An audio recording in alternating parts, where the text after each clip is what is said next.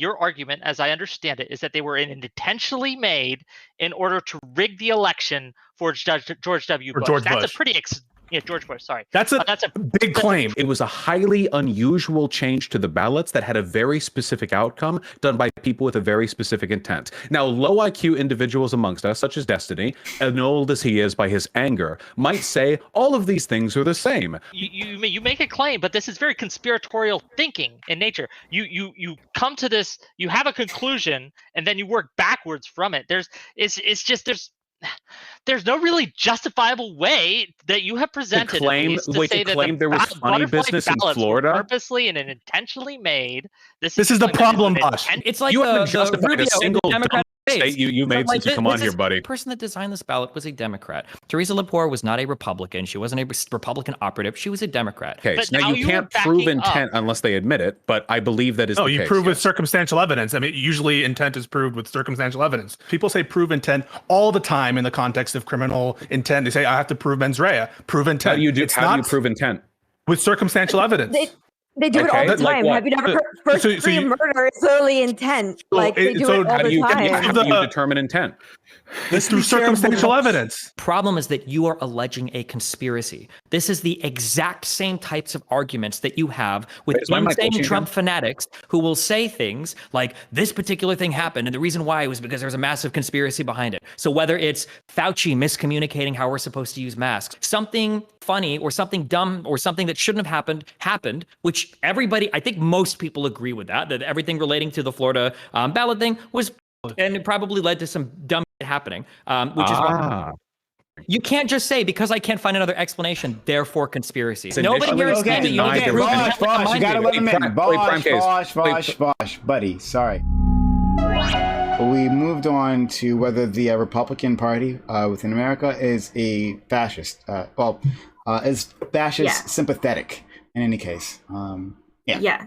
Obviously, I can't speak on American politics. I'm from New Zealand, so I'm not nearly as educated as you guys would be on that sort of thing. But I mean, if we're talking about, I feel like I like that we got a definition of fascism is what we're talking about here. That's not exactly how I put it in my mind, but that doesn't matter.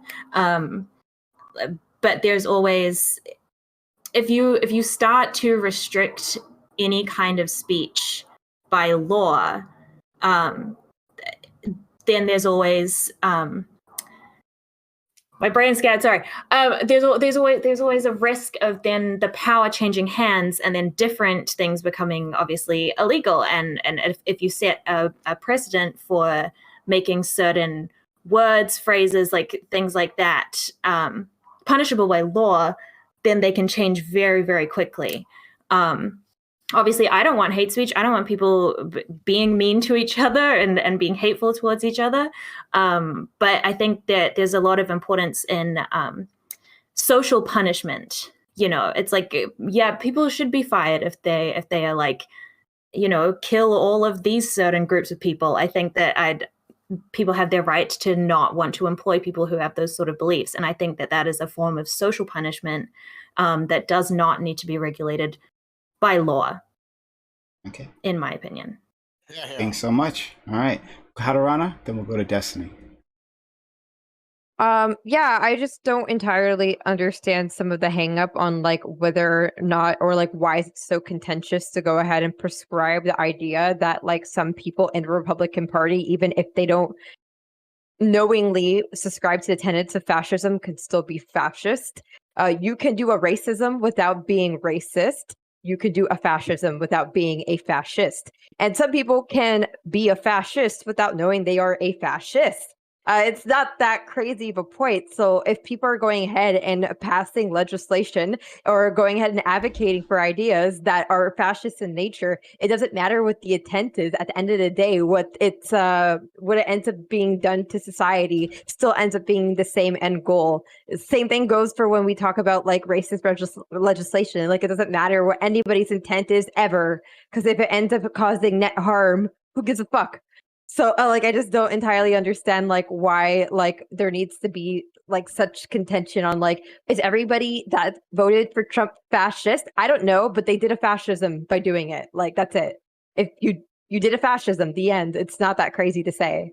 Okay, so we'll move over to Destiny, but two things. First of all, if you're enjoying this content, hit the follow button. Look what I bring you. I bring you content all the goddamn time. Hit the goddamn follow button and make sure notifications are on. So much content happens here. And these situations don't happen in any other channel. Hit the fucking follow button. And then secondly, I'll say, thank you, Destiny. Like, you were I'm sure you were just as naked as Vaush, but you said, I'm going to put on clothes for Prime. I appreciate that. So, Destiny, please take it away.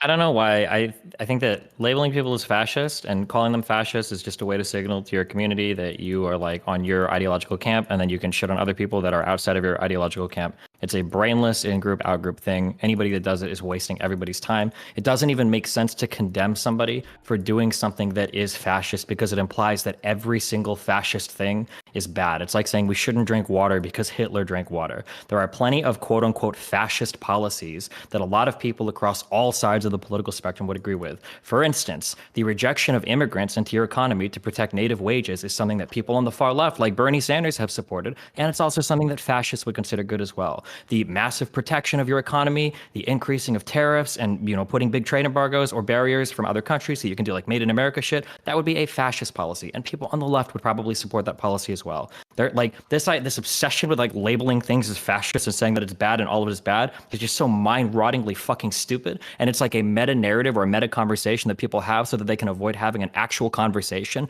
about any particular policy whatsoever. Okay. I'm sorry. Wait, what? I'm sorry. Literally, what? Like, I totally get that there are some people that are going ahead and giving this labels things willy-nilly, just like the way some people go ahead and say everything that's like left of like Pelosi is an SJW and just like everything that like is a little bit like everything's racist, sure, but like on Twitter. But like at the end of the day, like even if it is a label that people are giving stupidly, doesn't mean that at sometimes it's not a label that is accurate. That can go with anything. The problem is that that is actually exactly what happens, is that once a label is used and abused so much, it quickly descends into meaninglessness. And that is what has happened with the term fascism. I would literally bet my left arm that the vast majority of people, probably the majority of people on this very call that use the term fascism as a pejorative, don't actually know what the fuck fascism is. It is literally just a label that we give to people that we think doesn't know what fascism is. Wait, hold on. Clearly. I do think it's particularly funny. Wait, really quick. Okay, I do think it's funny. I'm so curious. Wait, what is Neo Geo or whatever? What do you think fascism is? Let's hear it. From Tariff, sorry, fascism. No, I want to hear it. She made fun of me. What do you think fascism is? No, it's a good question. But in this situation, it has to do. I used to call George W. Bush a fascist, but I was incorrect because I learned, what fascism is. What is fascism? He wasn't a fascist because he didn't have a following in the cult. Like, at minimum, it has to be there's a charismatic leader. And their followers do whatever they tell them. It's like a cult. No. Okay, so this is exactly what I'm talking about. Okay, but like this is why we need. This is why we need. No, but that's the very minimum. Oh my God! I appreciate the fact. This is what. I just hold on. I appreciate the fact. Hold on, wait. Vaush, go ahead. I appreciate the fact that Destiny is against unproductive, divisive discourse. So he came in here and spent 2 minutes complaining that nobody but him knew what the definition of fascism was. I literally said, hold on. I'm just saying, stop using the term and just talk about one the person at a time. One person at a time. So rather than adding any nuance or clarification to the conversation, he came in here in an effort to virtue signal against the lefties he hates so much. So regardless, all I'm saying is that nobody knows what fascism means. We're not done yet. Stop having a meta conversation about. We're not done yet. Okay. Here's what might happen. Let him finish the point before we get mad. Hold on. Here's what might happen. I might just take this to the private room and we'll just have a few people. No, don't do that. Don't do it? Okay, fine. No, I'm just saying. Look. Well, then one at a fucking time. Shut up. Wait, I wasn't finished with my go ahead. point. Yeah. So anyway, the argument that calling things fascist is bad is dumb because tariffs and other things some fascists may agree with are fascist policies is pretty self-evidently ridiculous. Fascists may agree with policies that are meant to make drinking water clean. That wouldn't make those fascist policies. You could argue then, like, what is the line at which point you could call a policy fascist? There is certainly a blurry line there. I mean, at what point does protectionism become ethno-supremacy? Your line's not blurry at all. You think Bush is fascist. I'm sure you think immigration restrictions are fascist. Protectionism is purely fascist. I don't think, it absolutely no, will I be don't supported think, by fascists. Like, no, hold on. No, wait, hold on. Something being supported by fascists doesn't make it fascist inherently. What makes like I it said, clean fascist drinking. inherently? Hold on, clean drinking water is Stop probably using supported by examples. everyone. No, hold on. You're not talking to your Protectionism audience. is something Say it supported in by abstract. Wait. Hold on. No. Actually, Give us can't a finish clear a point definition. because he's so triggered. He's so angry. Okay. coming in here. I'm not angry. You're veering off. Just tell us what He's very makes mad. What An abstract, policy fascist? without reference to example, an Yeah, abstract. just make what is it? Let Vaush finish his thought. No, let and him then answer. we'll find Yeah. out. Oh, we'll find I'd out. like to finish Destiny, the we'll find original out. point, no? Vaush, go ahead, Yeah. please. We might eventually get there even. What was I talking about? Whether or not What a policy makes is a policy fascist. fascist? So it's a blurry line, obviously, because my there are God. policies that are going to be supported by people on any side of the aisle. When you're talking about Republicans, I think that Trump's a rejection of the election results and everything that's happened subsequent of that is a very, very, Without very reference to obvious example. indication. Without reference, I mean, no one will deny those examples that you bring up. So wait, hold on. You want me to describe where the line is for a fascist policy without using an example? How do you suggest I do that exactly?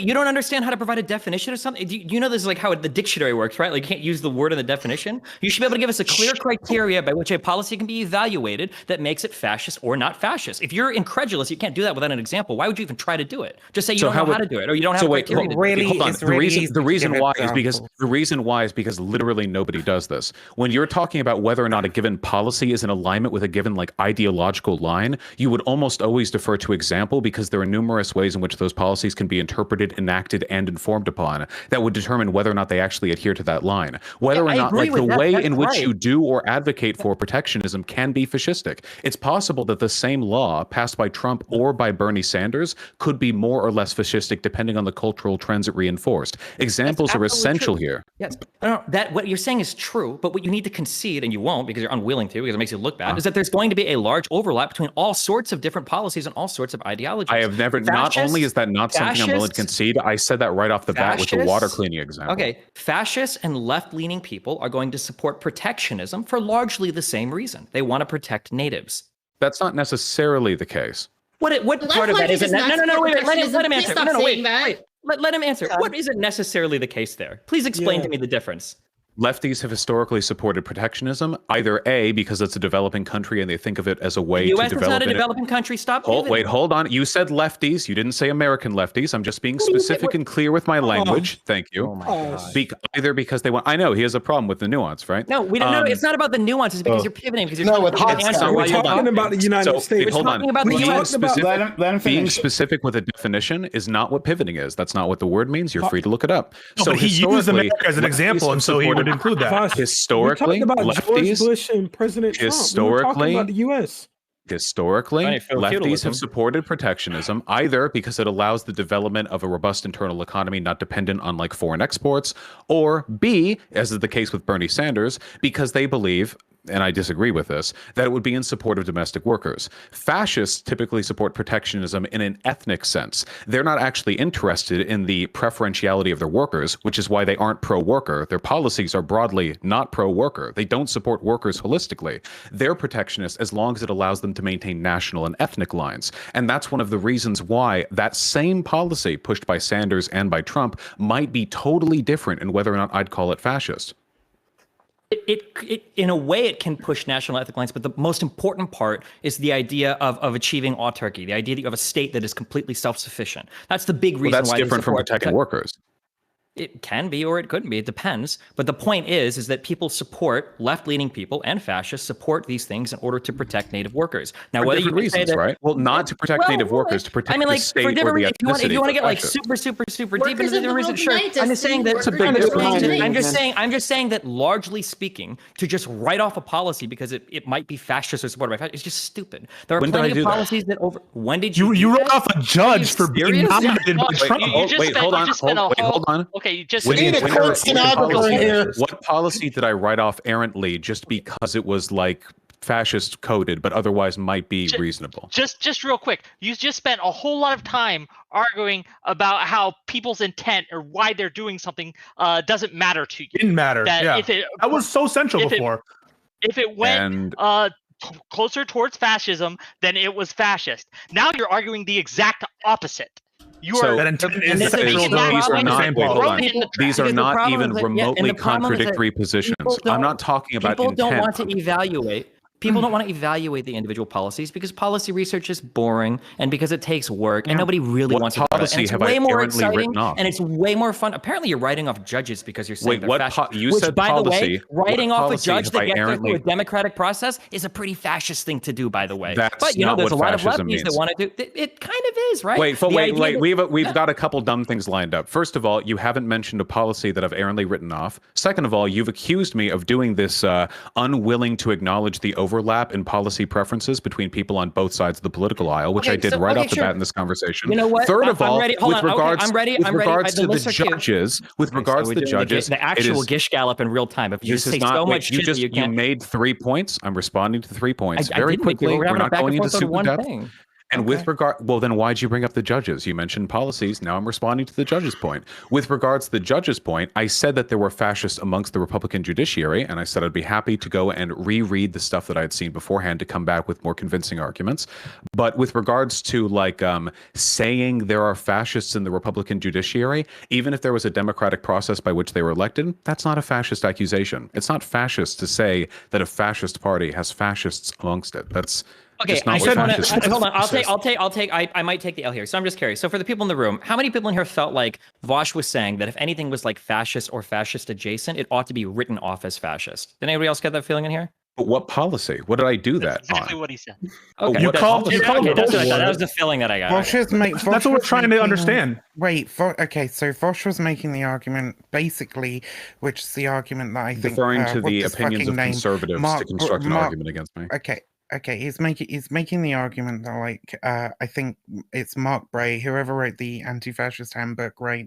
That anti-fascists oppose those whose actions in the world help to build fascism, right? Now, me personally, as an anti-fascist, I get really fucking frustrated when people just call everything fucking fascism, when people say things like, oh, Republican voters are fascists because they're supporting fascism or whatever, right? I think it's really important to define if you want to identify somebody as a fascist, to say, hey, this is an anti-democratic ultra-nationalist who has an interest in protecting people of a certain ethnic or national identity, possibly a religious identity in the case of something like ISIS, right? I think it's really important to make sure that they have those beliefs before you say this person is a fascist. But Viv, you should take issue with him calling Scalia and Bush fascists, shouldn't you? I can substantiate those positions. I need to reread the Scalia stuff, but Bush, I think it's fairly. Please let me finish. How is Bush a fascist? I do take exception to that, but I think that we can also recognize that there is a difference between identifying someone as holding personally in their own minds, right, or having expressed in their own words fascist beliefs, right, and people who are taking actions towards building fascism in the world. One is a much more nuanced conversation, much more complicated to be able to prove, right? And that's why I wouldn't be comfortable calling those specific people fascists. And I'm really curious. Wait, how is Bush a fascist? I'm still waiting to hear a policy that I've written off because it was fascist coded that I didn't think of. I want to hear how Bush. Wait, Piso, how is Bush a fascist? I want to hear an answer to the first accusation you don't know. against me. Are you giving up on that one?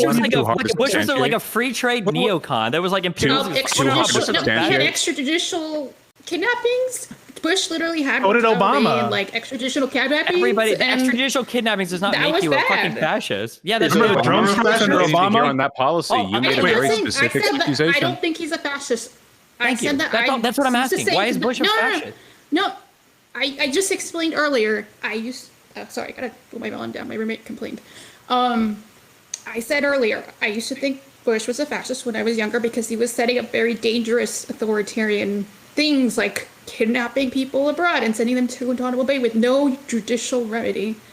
That's where that stuff came from. That doesn't mean he's a fascist because of the more I've learned about fascism. It requires a charismatic leader to have a cult-like following. People voted for Bush, but they didn't think he like had pretty consistent policies, right? Trump has been all over the place, and like his followers will just believe whatever he says, and that's the dynamic that's really dangerous. Like people voted for. We're not talking about Trump. We're talking about Bush. Why is Bush stuff? Yeah. We have two parties. If you're wondering where that came from, oh yeah, it came from the kidnapping people in. I just want to say that anybody that would consider a fucking neocon a fascist is like, Jesus Christ, like what the fuck do these words even mean to you guys? Holy fuck. Oh, we're happy to talk about it. I don't know what you're saying Did you about just come in here to complain about my presence on the panel? Are you that desperate for my attention? No. It's literally. Are we debating semantics You're now? not the person I'm referring to. Is that everything that we're doing? Is just debating semantics, though? It's No, Prime. I haven't talked. Okay, go ahead. We're not just. I just want to know what semantics. policy I've written off because it was like fascist coded. We're not debating just semantics. I think Vaush is an incredibly intelligent individual, and I hold him in high regard. So when someone asks him, "Hey, who are the fascists in our country?" and he says, "Hey, who voted for Trump?" I think that's incredibly reductionist, and I think that holding Vaush to task for the words that he said isn't just arguing over semantics. It's arguing over the ideas that are like pervasive all across the left, and it's disgusting. And it's the rhetoric that people on the right use to say, "Hey, everybody on the left is a communist," right? It's literally analogous. Okay. And it's lazy and it's disgusting. Okay. And when I'm in, but when I'm involved in a conversation, I'm gonna hold somebody to the words that they say, with the hope that Vaush will say, "You know what? That was actually an idiotic thing to say. Let's move forward." Which statement specifically? Are we just talking about the definition of fascism? I mean, Vaush. No. But Vaush later on stated, right, so on specifically that point, right, when he made that, after that, he's saying, well, less that they are all fascists, individually fascists, more that they are simply supporting a fascist, right? But that's not what he said initially. Then said that makes them fascist. I literally just said that. Okay. I just said that. He stated what GSU Gambit stated, but then he clarified later on that they are supporting a fascist, right? Not necessarily they are fascists, but they are supporting a fascist. That doesn't disarm the previous statement. Hold on, really quickly. I feel so. Hold on. First of all, while I don't think I've walked back anything like horrendous here, I do think that in the context of a 15-person debate panel, if I say, for example, how many fascists are there in America? How many people voted for Donald Trump? And then over the next 20 minutes, I explain why I actually think that action is more important than intent. I don't feel like that's walking back. I feel like that's just the way in which you add nuance to the kinds of statements that you have to make to interject in this environment. Now, in terms of whether or not, are we talking about whether Bush is a fascist? In terms of whether or not we're talking... Sure, but that's wait, hold on. Wait. First of all, at least 20. First of all, we have all here to an extent made statements that we have later walked back on or further enumerated upon. For example, Destiny has already made several statements that he refuses to even acknowledge when I ask him to follow up on because he knows he can't substantiate, such as suggesting that I have disavowed policies because they're fascist leaning without actually looking into the nuances of those policies. He isn't even talking about that now. So if we're talking about what the definition of fascism is, everything is bad just because it might have some overlap with fascism. That would lead I never said that. I never at any point said that. But the thing was, when I tried to ask you for what is your definition of fascism, you did something that somebody does who doesn't understand a topic. You just tried to give me some examples. When did you ask me for that? Wait, hold on. When did you I didn't ask you me to for a define definition of fascism. You asked me. Did anybody here raise their hand if they remember me asking Vaush how to define fascism? Did anybody remember me asking that question? So this is actually a question with a factual answer. You didn't ask me to define fascism. You asked me to determine how you would find a policy fascist, which is actually way more complicated. Wait, so you have a consistent definition of fascism, but you can't tell me what makes a policy fascist? I think that when you're looking at, and for reasons I already explained, if you recall, when you're talking about whether or not a policy is fascist, there are many nuances which can affect the extent to which I believe it would contribute to fascism. So I think deferring to example is preferable. That's why I talked about how protectionism can be progressive or fascist leaning, even if the text of the law is the same, depending on the context in which the law is passed. But that your very own definition there doesn't really work, though, because you say just by contributing to fascism, it might make a particular policy fascist. But a left-leaning person can implement a policy that absolutely contributes to fascism, but they don't have the intentions to, and it doesn't really take the entire country in that direction. Of course, but it's also possible that the context of that implementation could make it so that a policy which would otherwise contribute to fascism does not. There's a very big difference, for example. You see how the meta-narrative around this is so cancerous and toxic and a waste of time? Like, instead of ever actually talking about the policies themselves, if they're good or bad, you can't blame me for the toxic meta-narrative when you came in here and exacerbated it. You came in here and stirred the toxic meta-narrative, and now you're complaining about it. I came in here and I dived into the toxic answer all your questions, and when you don't have any more rebuttals, you come up with, isn't this conversation toxic? I don't know. Why are you having it? No, that's not a rebuttal. That's my entire point. Is that coming in here and just labeling stuff as fascist and bad is not a productive use of time. I didn't label things as fascist and bad. We were Did you having a label conversation. George Bush, or did you Hold on.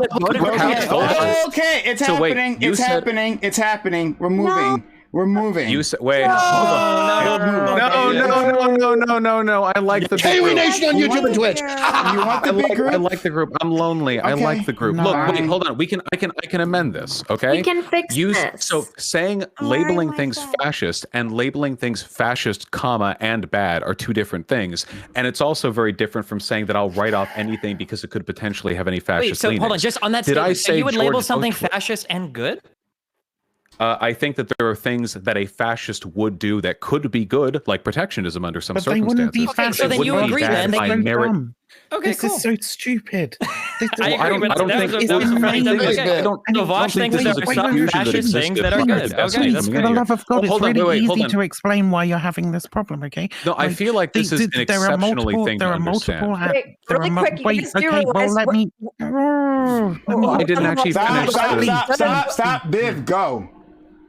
Thank you so much. Okay, so fascism has multiple attributes. Okay, I named a few. I think there are others outside that are like debatable or whatever, but like there are some very essential characteristics of fascism. Right? We were talking about anti-democracy, ultra-nationalism, a desire to purify that national ethnic or religious group from impure things, generally on the basis of like either degenerate behaviors or fucking immutable characteristics, right? And you can have an individual policy that is like targeted at one of these things, right? Increasing authoritarianism or targeting minority groups in order to repress them or whatever, right? But those on their own don't constitute necessarily fascism. You could have an authoritarian communist government, for example, right? Which some people might call red fashion, can stray into it, but it's irrelevant. How do you reconcile that with what Vaush said earlier, that intent doesn't matter? Before please, intent for was... the love of fucking God, Pisco, stop fucking lumping me in with Vaush when I'm quite clearly saying that I think he's being irresponsible in his rhetoric, and I disagree with his idea that like George Bush is a fascist. Okay, please fucking stop like needling at me about that. You when you're trying to identify an individual policy as fascist, it's very difficult to do without looking at the reasons why it's being implemented and who it's being implemented by, right? Because who it's being implemented by might be expressing all those other things all together at once, right? And are clearly trying to build fascism through the implementation of this policy. Whereas like other people might be implementing this policy for different reasons, because policies tend to only kind of target one or two of those attributes. They can't target like just full on fascism unless the policy is like, we're going to have a fascist government now. Okay, yeah, but there's a big problem with that whole conversation. There's a whole big problem with that. Once you get to the point where you're like literally like where you start trying to label a whole bunch of things as fascism just because they have the potential to possibly be fascist adjacent, then at this point now the phrase becomes so incredibly vacuous that now doesn't mean anything. True. It's not whether or not you're clear. It's the fact that that's been demonstrated in this conversation. And once you have people literally making like not being even able to define the word fascist, and you're still using it in a conversation with these same people that have literally they played fast and loose with the definition of fascism, and like 10 back and forth. Who doesn't know the definition here? Wait. With 10 back and forth, and Vaush, listen, in all fairness, you still didn't give one, by the way, because you definitely were asked. I was asked and I provided one about 20 minutes ago. Do you remember? Wait, I like Umberto Eco's better, but those are too long for a panel. He said he liked Umberto Eco's 14 points. Let him go. Stop. Hey, what's the definition? Do we really want me to read out Umberto Eco's 14 points? No. Wait. How about a better question for that? Why is Bush or Scalia a fascist? Sorry, what did you say? Okay. Vivian gave a good definition of fascism. She gave good, like... Destiny. Yeah, I just want to know, how are Bush or Scalia a fascist? So with Scalia, I would need to go back over the case rulings that he's given because I don't have a great memory for the judicial stuff. I said that earlier. I'd be happy to come back with a lot more arguments because this is stuff that I half remember from podcasts I've listened to and articles that I've read and conversations that I've had. With Bush, I think the argument is a lot more direct, and it's obviously something I remember a little bit more directly. I think that Bush, the obvious ones, the straightforward ones are obviously the 2020 election and the extent to which it was not fairly earned, in my opinion. The broader ones, though, are the 2000. 2000. Did I see 2004? I meant 2000. Bush went to court. He submitted himself to the authority of the court. No, don't make him answer questions. Don't spoil. Hold on. I really want to hear why he thinks that election was really fascist. I want to hear Destiny, that. how arrogant do you have to be to believe I'm not familiar with the way in which the 2000 thing went down? Okay, I'm perfectly aware that it went to court. Description of it. Okay, I wasn't going to describe it. I wasn't going to describe it any further. It was a buddy relationship. God, what's the term? You talk about the governor, Jeb Bush. No, when you're a nepotistic relationship between George Bush and a person already in power in order to undemocratically secure an election to which he otherwise probably didn't have a right. I think that's definitely in line, at least with the anti-democratic element of fascism, though it's nowhere near as overt as what Trump did, of course. So you have that. You have the deference to. Let's stop there. I mean, he submitted himself. He submitted himself to the court stop system. On one point. He wants to go like 15 points in. We have to stop there. Hold on. Wait, do you want me to give the reason or not? Do you want to argue that or what? Do you want to argue? Let's not go on. Wait, hold on. In order to explain one point, you bring up like 7 things tangentially that are all wrong and disagreeable, and then like nobody wants to go back to the original point. What have you said so far that's wrong? Explain what I said so far. No, hold on. Because wait, please, one person at a time. Destiny is so horny to disagree with me for his audience that he's jumping in, accusing me of saying things incorrect. What if I said that's incorrect? Destiny, I'll tell you. If I said, hey, buddy, I've been in here for an hour and a half. You jumped in here because of me. What did I say that was incorrect about it? Argument on fascism. What did I say that was incorrect? Way more than you have. Okay. Secondly, what did I say that was incorrect? You said so many things that are incorrect. The fact that you think that the majority of voters, that people that voted for Trump, are fascists. I don't remember all the incorrect things. I don't remember. Now with Bush. I don't remember. I don't remember. The past 30 seconds, you don't remember what I said? You just said that I've said incorrect things. What did I say? Remember when Vaush was crying because people wouldn't let him finish his 22 paragraph answers? I don't remember all the wrong things you've said because every time you explain or respond to somebody, you have to say 15 more things. So we never actually get to go back. No, you said one thing about Bush, and you said he's saying incorrect things. What did I say that was incorrect? You did say something that was incorrect. Hold on, wait. This is simple. Destiny, don't do the meta conversation thing, right? You would be frustrated. No, listen. He's asking you directly, what did I just say about Bush in the election that you disagree with? Just mad. Can you respond to that? Because you don't like meta conversations. I was curious why he thought the outcome of that election was fascist, or why that was fascist leaning. Anti-democratic. I think that having an elected representative who's your brother, who facilitates the implementation of a ballot system that was very clearly out of line with previous expectations and led to very specific and targeted results which favored your brother, and then going by the results of that election and then getting your party on board with all of the presuppositions and justifications of that ballot implementation is fairly anti-democratic. But before I had even finished that point, you were screaming, he's already wrong. No, we can't stop. We can stop there. That's what I was going to address. That's where the point. That's where the problem comes in. I don't think that that's fascist even a little bit. What I think is, you can is it anti-democratic? You can say it's anti-democratic, right? Well, that's wait. There's a bunch of things. There are a bunch of other election systems that would not be fascist, right? Like things that Stalin did weren't necessarily. Yeah, I'm trying to build a case. So I know you're trying to build a case, but if you build a case and the first premise of your case is flawed, then that means now you're building. Wait, hold on. But you are building a Gishgala. Hold on. Wait, that's not fascist. Just saying anti-democratic is not enough to say fascist. Wait, even a little bit. That's why I wasn't done. Wait, hold on. Why do you think Bush is fascist? Okay, let me give out some arguments to explain some tenets of fascism that he adhered to. First, anti-democracy. Well, hold on. That didn't singly prove the fascism. Well, I know there are more points. No, but this wasn't an active anti-stop. So one is Bush submitted himself. Bush submitted himself to the authority of the court. I'm aware of that. Okay, I don't think that makes it not anti-democratic. The way in which that behavior was very nepotistic. Democracy.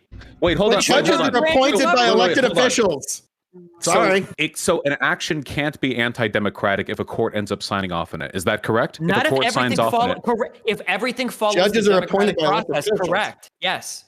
No, that is not what. No, on that the is substantive absolutely issue, not the case. So hold on on, the substantive issue, it wasn't even a would 5-4. Bush's, oh, sorry, not Bush. Would Trump's big lie then not have been anti-democratic if the courts had ended up agreeing with him and all of his ridiculous court cases gone through? No, it still would have been anti-democratic. Even if they just passed a democratic system. Hold on. I'm so glad that you're saying this, because to a lot of left-leaning people, anti-democratic means it doesn't agree with me. This is why they want to eliminate the filibuster. This is why they want to pack the courts. This is why they want to delete the Senate, because everything that doesn't agree. Wait, answer the question. Would Trump's big lie have been anti-democratic if the courts had agreed with it? Let Destiny finish. If the data supported it. If he followed the democratic process and that process turned out a decision, you can't say that it's anti-democratic. You might not like the decision, but it's not anti-democratic. So hold on. Let me just ask. If Trump's big lie had been affirmed by the courts, would you have considered it anti-democratic?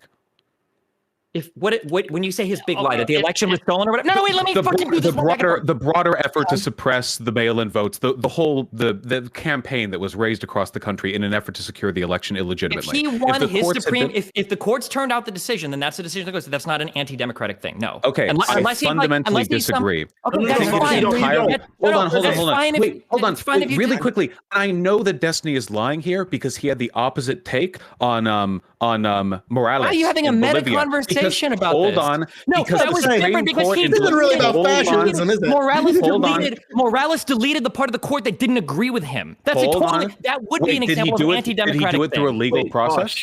Vaush. Wait, Fanatic, hold on. We need to do one thing at a time. So I remember Destiny criticizing Evo Morales because he got behind an amendment to the Constitution that was made by the Supreme Court. A legal process entirely done through the legal endowments of the Bolivian Supreme Court, which nonetheless he was comfortable calling anti-democratic, one which I am comfortable calling anti-democratic, because it is entirely possible for a democratic system to allow anti-democratic acts to take place. To suggest otherwise is absolutely ridiculous. While that is true, we would have to see what steps were being taken by the people and if they were necessarily anti-democratic. So, for instance, if somebody, we'll say, for instance, like Morales loses an election or is unable to get something passed, and then they fundamentally alter the structure or the institution in order to get something passed, now we can make arguments like, this feels like a little bit of democratic. So let's say, for instance, Trump and they were biased in his favor. It doesn't matter. Trump won the election. That's part of what the president of the United States is allowed to do.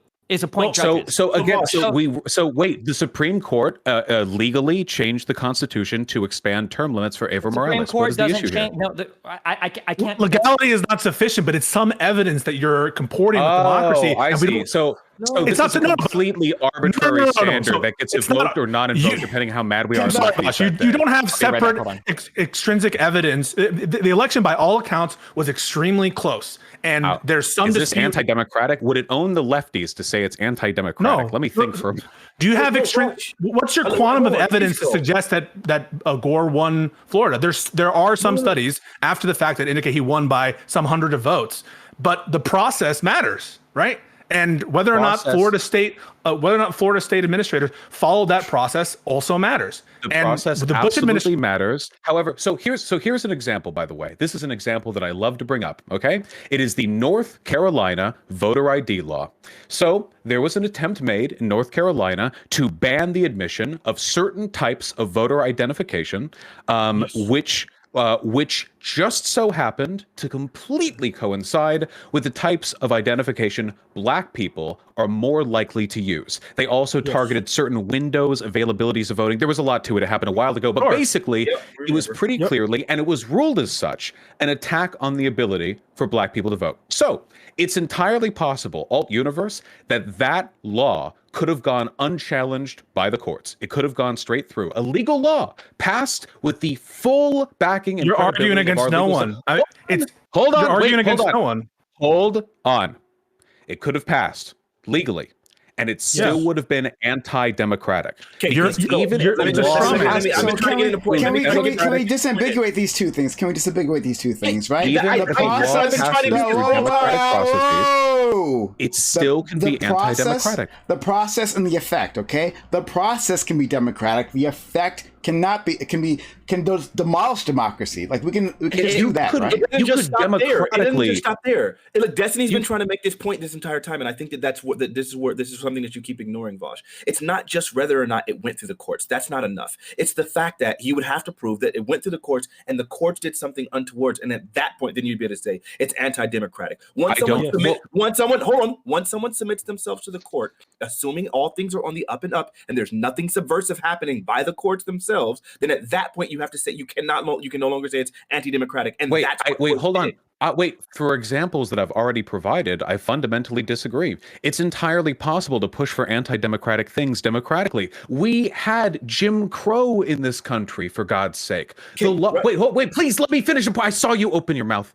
We had, for decades, an explicit system of second-class citizenship for Black people, which was entirely supported through the legal framework of our country. That was anti-democratic. Yes, it was. Legality is something. Wait, Vaush. Legality is not enough. For democracy. Wait, please, God. Yeah. I know we're so horny to jump on these points, but yes, it is possible for something. It's a straw man. Shut up. Wait, hold on. Nobody's straw manning, and it's not a gish gallop. I've been trying to make the same point this entire time. And a straw man would be a mischaracterization of other people's points. It is a mischaracterization. I'm only trying to describe my own. I'm only describing my own. And my point is that even if something is passed democratically, it can be anti-democratic. This is self-evidently true. If you look at the history of the legal system in this country, Jim Crow was passed democratically. No one denies this. You keep saying it. No one denies it. We agree something will be democratically passed. Nobody said that legality was sufficient to know that something is democratic. But following procedure. Well, then why did Destiny make that point? No, I made that point that submitting yourself to the court, following procedures, not in this particular case, there's not a great deal of evidence. Wait, they did that with Jim Crow. There were plenty of court cases. Right. You need to show us when you're quantum. Your question implied that the judges would have come up with a different decision, which implies that there would have been some different evidence that would have been evaluated when they were going over all of the election stuff. I'm simply saying that you can have a law passed through a democratic process with judges signing off at it, even in good faith, and it can still be an anti-democratic law. This is obviously the case. You need a separate one on Bush, by the way. You're so horny to disagree with every premise here. To show you need to prove that other quantum of evidence that's anti-democratic. You need to suggest to me and tell me why was it anti-democratic. Everything else that you're talking about with this election. I mean, it was anti-democratic. So this election was decided by some hundreds of votes, right? And it was decided, as we know, famously by. I would need to reread because I haven't actually had to read this for a while. But if I remember correctly, the butterfly ballots were essentially an inexplicable alteration to the previous balloting system that were all but explicitly designed to confuse older people in certain areas of the state to vote for a candidate that they otherwise wouldn't have voted for, to take votes away from Al Gore. So I think that is very obviously being done with the intent to manipulate the legitimate outcome of the election. It was done nepotistically from a relative of the person who was president to be. Now, I consider that fundamentally anti-democratic, a smear on the ideals of this country. That it ended up passing, that may mean it was legitimately anti-democratic. It may have followed the law, but I still think it's anti-democratic, thus anti-democracy. Where's your proof of this? I can only substantiate this point to such a level of depth. What else do you want? It's obviously an attempt to manipulate the legitimate outcome of the election by confusing voters. It's not obviously that unless you have evidence of it. My contention here is that the butterfly ballots, your argument, as I understand it, is that they were intentionally made in order to rig the election for George W. Bush. That's a pretty George Bush. Sorry, that's a big claim. A pretty extraordinary claim. Let me bring up my 21-year-old documentation. You're just throwing it out there. No evidence. Not throwing it out. Hold on. Wait. The idea that I'm the only person who is this claim is ridiculous. That's very conspiratorial. A lot of people believe election fraud in 2020. Wait, I'm sorry. Wait, we are regressing so quickly into low IQ arguments, but I'm glad we're all kept in good company here and everyone who agrees to disagree with me. So if you are in charge of deciding and the 7 which Supreme ballots, Court justices that also disagree with you, by the way. Hold on. If you are in charge, by the way, self-evidently irrelevant. Supreme Court justices. But yeah. Will this retort own the left? Let me interject. So with regards to the butterfly ballots, just like with the North Carolina voter ID laws, we are taking a look at an unjustified but significant change to an existing system, which had a very deliberate outcome and seemed to be done by people with a very deliberate motive. You know that. If anyone who is a lawyer or I guess has graduated high school can tell you, trying to infer intent from people's behaviors is part of understanding what they want to. Same exact argument back to you in the context of 2020. Say that I said intent doesn't matter, but now no, I'm not about to say that. I'm not about to say that. So in 2020, right, a lot of laws were changed in response to COVID in a deliberate attempt, Republicans might say, to change the content of who's going to vote. That's their argument for showing that these laws were anti-democratic or somehow perverse. A few were changed. A few were actually changed without approval as well, right? By different states. That's why some ballots in Pennsylvania, I believe, got thrown out. Alterations to the voting system are anti-democratic. That's what you're saying. I think your analysis is backwards from a conclusion. You're working backwards from a conclusion. This is the line that you're in with now. You might as well be agreeing with Rob or something in the next panel. Listen, I said all the unnecessary ad hominems because you don't understand that you're so upset that if a democratic process disagrees with you that you can't just call it undemocratic. Since you crawled in here to get my attention, you've got my attention. Congratulations. I wouldn't harp on it. Now, with regards to the Florida situation and the butterfly ballots, I have not just said a thing happened that benefited Republicans. It was a thing happened with an unjustified excuse for being implemented. You know why they put forward those the mail-in ballot laws. It was because of COVID. There was a clear no, not just that. No. In 2019 in Pennsylvania. Stop. Pisco, let him finish. I'm responding to let him gish gallop. Pisco, shut the fuck up. Let him keep saying wrong shit. Galloping is when you respond to one point in nuance, everybody. Get your definitions from somewhere else. Anyway, with regards to the mail-in ballots, there was a clear and obvious reason why they were implemented. Because of COVID. It was a common sense policy that anyone could justify. That ended up benefiting the Democrats by majority was mostly because Republican propaganda kept Republicans from taking the COVID threat seriously. So with regards to the butterfly ballots, there was no existing justification for the alteration to the ballots. It was a highly unusual change to the ballots that had a very specific outcome done by people with a very specific intent. Now, low IQ individuals amongst us, such as Destiny, annoyed as he is by his anger, might say all of these things are the same. Voter ID laws implemented during a global pandemic that happens once in a century are exactly the same as the brother of a presidential candidate making an unjustified alteration with a specific outcome to voting in a very marginal state. But I say no. These are actually not the same thing. There are critical differences. One of them is undemocratic, anti-democratic actually, and one of them isn't. So the 2019 Pennsylvania law predates COVID, and that was a law that extended absolute mail-in voting to everyone in Pennsylvania. The rest of the Bush points. But what I'm targeting. Wait. That's fair. Hold on. That's fair because one of these 14 points that I found was fascist regimes tend to make use of patriotic models, whatever. So under that, and paraphernalia and flags, under that I could name fucking anything fascist. So how many points, how many tenets does this have to cover before it becomes fascist? Flags? Come on. This is your 14 points that you brought up. How many does it need to cover before it's fascist? If we're gonna have this discussion, you're scanning the points. One component of fascism is ultranationalism. But that's all. You're only talking about one point of this. To say the entire to say that Bush is fascist. Are we moving off Bush then? Are we doing definitions 101? What are we moving to? Where's the next one? Let's not focus on definitions. Please, I'm still on Bush. I'm just trying to figure out some other points. I was gonna leave at midnight. I didn't expect to be here for 2 hours, but I guess I'm here for it now. What do we want to move to next? What's the next line? You haven't addressed the ballot thing. You make a claim, but this is very conspiratorial thinking in nature. You come to this, you have a conclusion, and then you work backwards from it. There's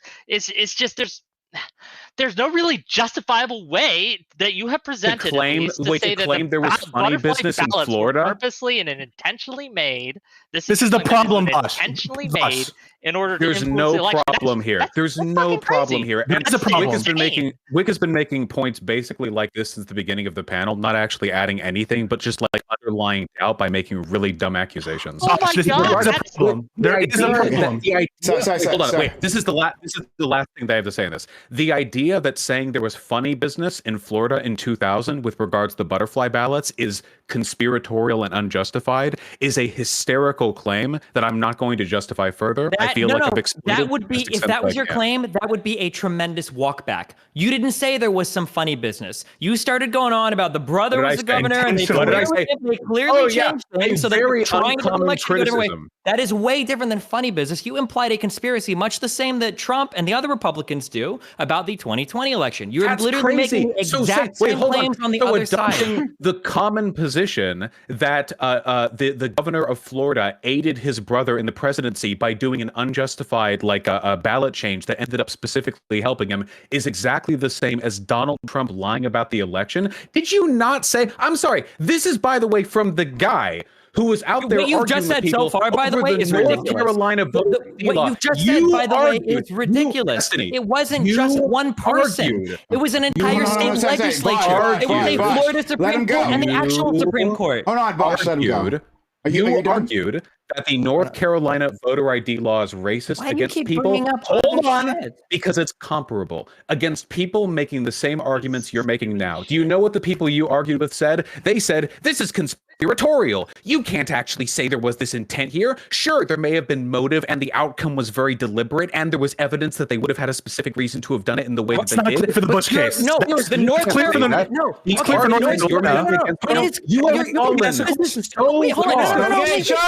Shut up. I wasn't even done, but I'm almost done. You are making arguments. Everyone, hold on. Don't worry. I'll help you out. Shut up for a second. We gotta have order. Look, I told you we should move to a private panel. You don't want to do that. Okay, fine. I just like the idea that ultra progressive Destiny is saying the accusation that Bush and his brother were responsible for conspiratorially fixing the ballot. I want to attack this point. I just like that ultra. Hold on, I just like that ultra progressive Destiny, who definitely hasn't slid to the right in his fight against the lefties, is saying that is comparable to.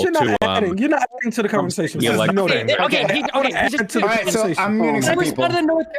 Go ahead. There's 20 people open their mouths. They're so triggered by I just have to respond to the North Carolina because he does this. He drops a really bad claim, follows it up.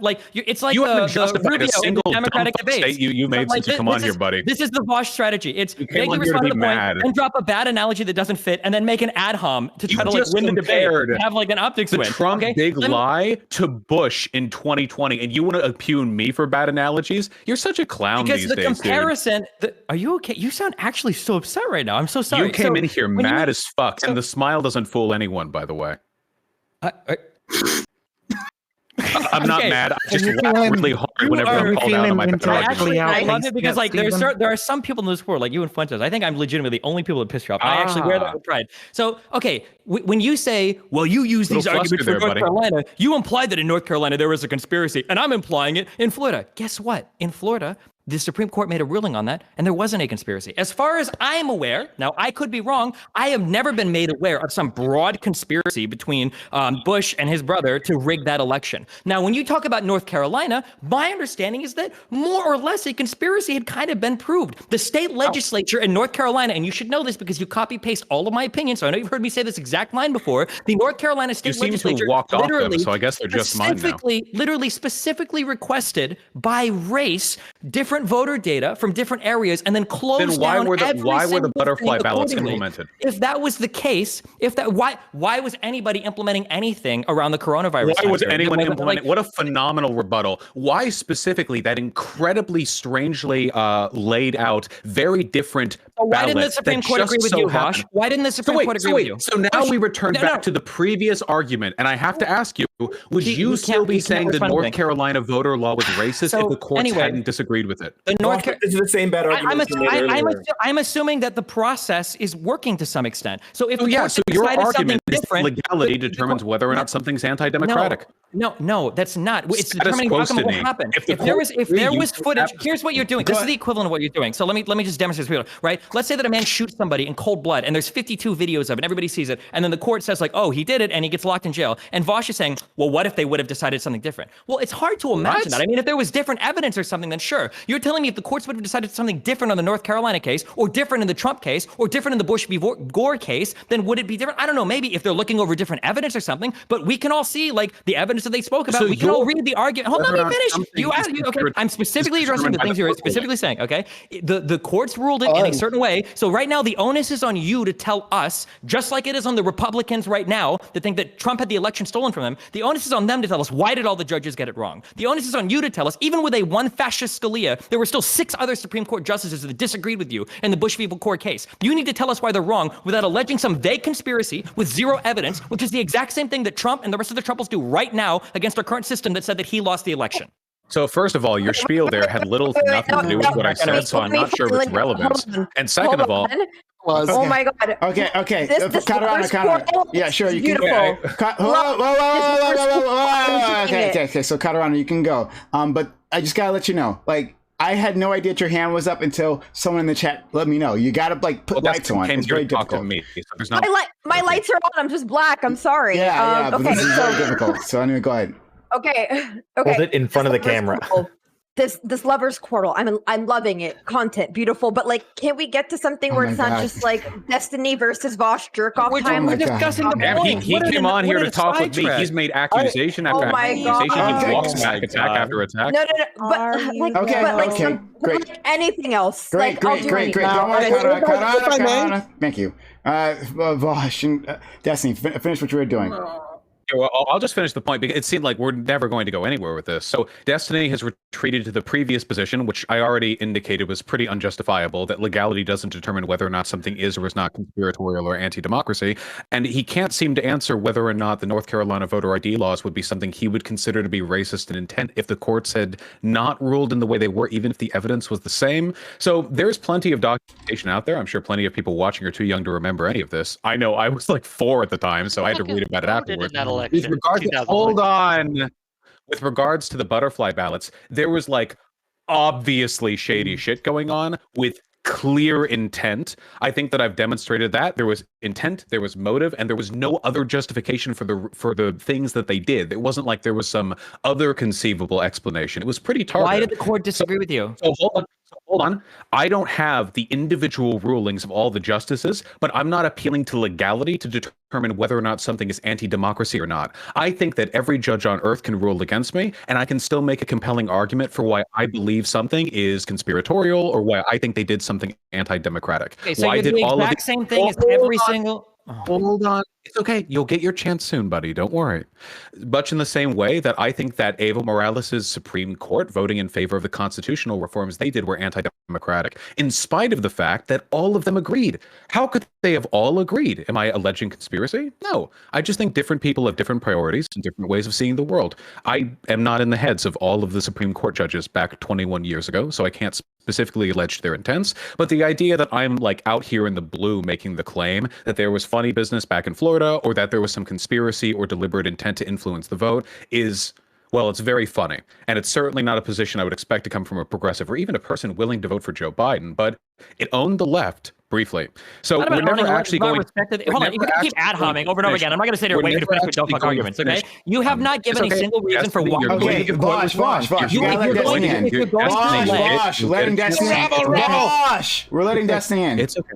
Yeah, okay, yeah, don't just cut him off if he starts ad-homing. It's really creepy. I don't know why he's like so obsessed with like making the personal attacks. If you are going to disagree with the courts and you're going to levy an extreme accusation, not only are these courts wrong, but I believe that Bush is fascist for this particular reason related to the courts being wrong. You better have a really good reason for why they were wrong, and you can't just say, well, I disagree with them. I think it was in a Twitter thread I read a long time ago, but I don't remember. That's all I'm saying. So in the future, maybe be like, I don't know how I feel about Bush. Instead of coming out here and so strongly asserting, oh, I'm pretty sure him and Scalia were fascists. Well, why? Well, because of the Florida stuff. Well, why? I noticed he's referring to other points now. This would be a gish gallop if you actually wanted to see it. It's not a gish gallop. Okay, so I have to really running every like weird same points. Okay. These are the exact same points. Everyone here can hear the conversation. We're going around on the exact same points. You don't know back to earlier points because you ran away from this one. I'm literally responding to exactly what you're talking about. Election was like the result of election tampering is hardly a unique position. Because I'm not familiar with the Supreme Court documentation does not make my arguments less salient. It's hardly unique among like less people on Twitter. Your argument is it was a common position. Wait, hold on. Just to be clear, Destiny's position on this is literally, in order for you to allege conspiratorial intent, you need to tell me the exact motives of every judge who voted against it. So this is clearly not a counter position being taken in good faith. one being taken out of Dude, there are so many anyone other worlds. If I was the guy that could see the Avengers movie like 50 million other stories or whatever, there's like 49 million of them where you're just like a Trump saying all of these exact same arguments about how Trump was robbed of the election. I guess you'll never see that. I mean, Peace Guard. So again, it's funny that you would accuse every me of single making the exact same arguments that all the Trump people make. It's the exact same arguments, word for word almost. Like you could copy paste these, you could Control plus V these, and they would fit perfectly for Trump. There was a problem with all arguments that there are problems with the judicial result and conspiracy underlying behavior of the people who went to that court are equally bad. All of them are equally unjustifiable. This is the mind of a radical centrist, by the way. He doesn't actually believe what he's saying, but it does help him own the left a little bit.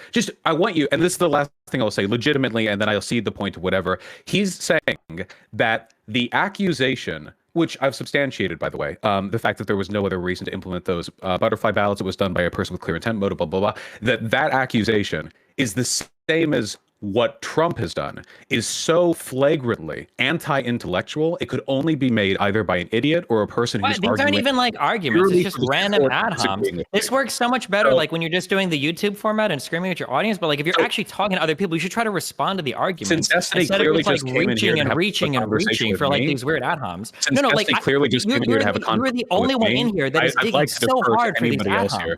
Okay. Well, then. Were there any other conversations people wanted to have? I mean, he just wanted to talk with me. Do you want a private room, Destiny? Is that what you came here to ask me for? I just want to make one point, then I'll drop this point entirely and we can move on. But saying that there's no other reason is what you're saying is there's no other reason that I can think of. There's no other reason than conspiratorial intent that you can think of, and that's you can apply that criticism to literally any fucking argument. Leap, dude. That's a real that's a counter argument and you can make. You don't really recognize this is kind of silly, but I'll drop it and we can move on to another topic. Thank you. You can make that counterpoint to any claim. I just have one thing I'd like to say real quick. It's just an aside. Destiny, I'm a farmer from Nebraska, and I heard you were from Nebraska at one point. So whenever you say something I agree with, I always think, that's the Nebraska talking. Only the best endorsements today for really getting the cream of the crop up here to agree with. Vaush, well, I mean, the king of extreme. I mean, what can I say? I'm pretty awesome. Fanatic, go ahead. I think that, man, there's literally just one point that I really feel like you keep saying, going back to the same argument about like trying to create this comparison between like the idea that for us to be able to say that nothing untoward happened. It's not even that nothing untoward happened altogether.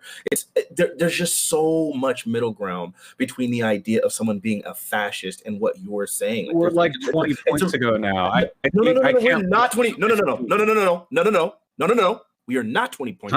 We're not 20 points in. This has been the same conversation. That has been the main point that's been underscoring this entire conversation. It's literally been.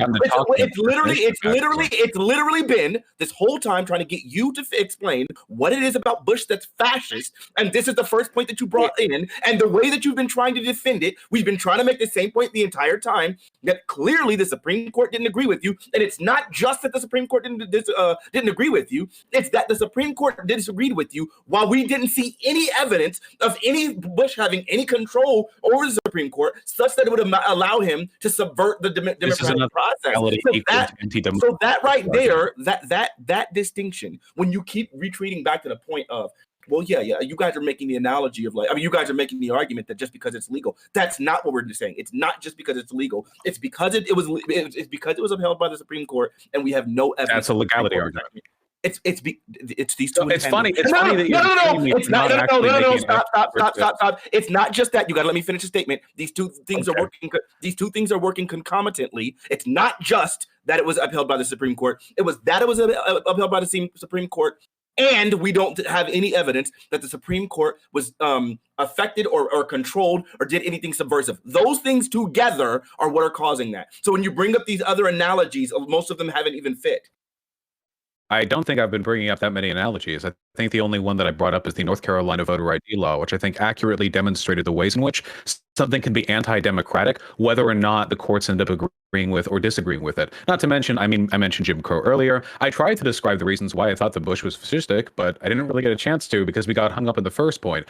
A point so self-evident and simplistic, by the way, that it was generally accepted as a common talking point amongst Democrats in 2000, people who today I would consider conservative, given how far the Overton window has shifted to the left in that time. But since then, I suppose it's become a contentious point amongst conservatives and people acting like them for the sake of voting to the left. So we're not actually going to be able to move any further on this, and I can't actually respond to like 16 people jumping in at every point that I have to make. So with all that being said, do we want to disentangle me slightly from the subject of this panel so we can move on? Because if we don't, it's going to be in a loop for the next hour. Okay. I would like that. I'm not even please. making money from this. I should have turned on my stream if I knew it was going to be this. Yeah, it should. That's. We would have enjoyed the nipples. I know. The viewership, Brian Cayes. I'm sorry. That was rude of me. Next time I'll turn it on, okay? Okay, thanks. Okay, so we'll let some. Prime, can I just say one? Okay. Can I please say one thing? I've done my hand up forever. My fucking dress strap broke waiting to talk, and I had to go change. So like, here's the thing. I think it's a little like, and I was listening to it the whole time when I was changing, and I kind of couldn't believe what I heard. The fact that something happens through a democratic process does not mean that the outcome of that thing isn't fascist.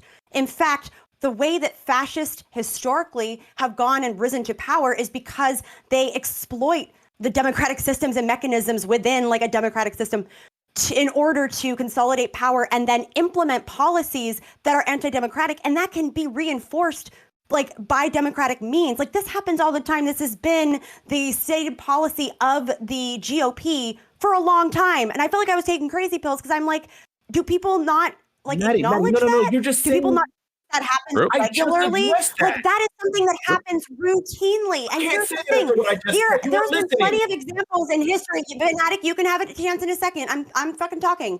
Like there are so many examples of things that at the time were upheld through a democratic process, whether it was through a judge, whether it was through the legislature, but that then later was repealed or whatever because they say, you know what, that actually was anti-democratic or that was preventing people from voting. That's why things like voter ID laws have been passed and then brought back, or a lot of them are still in place.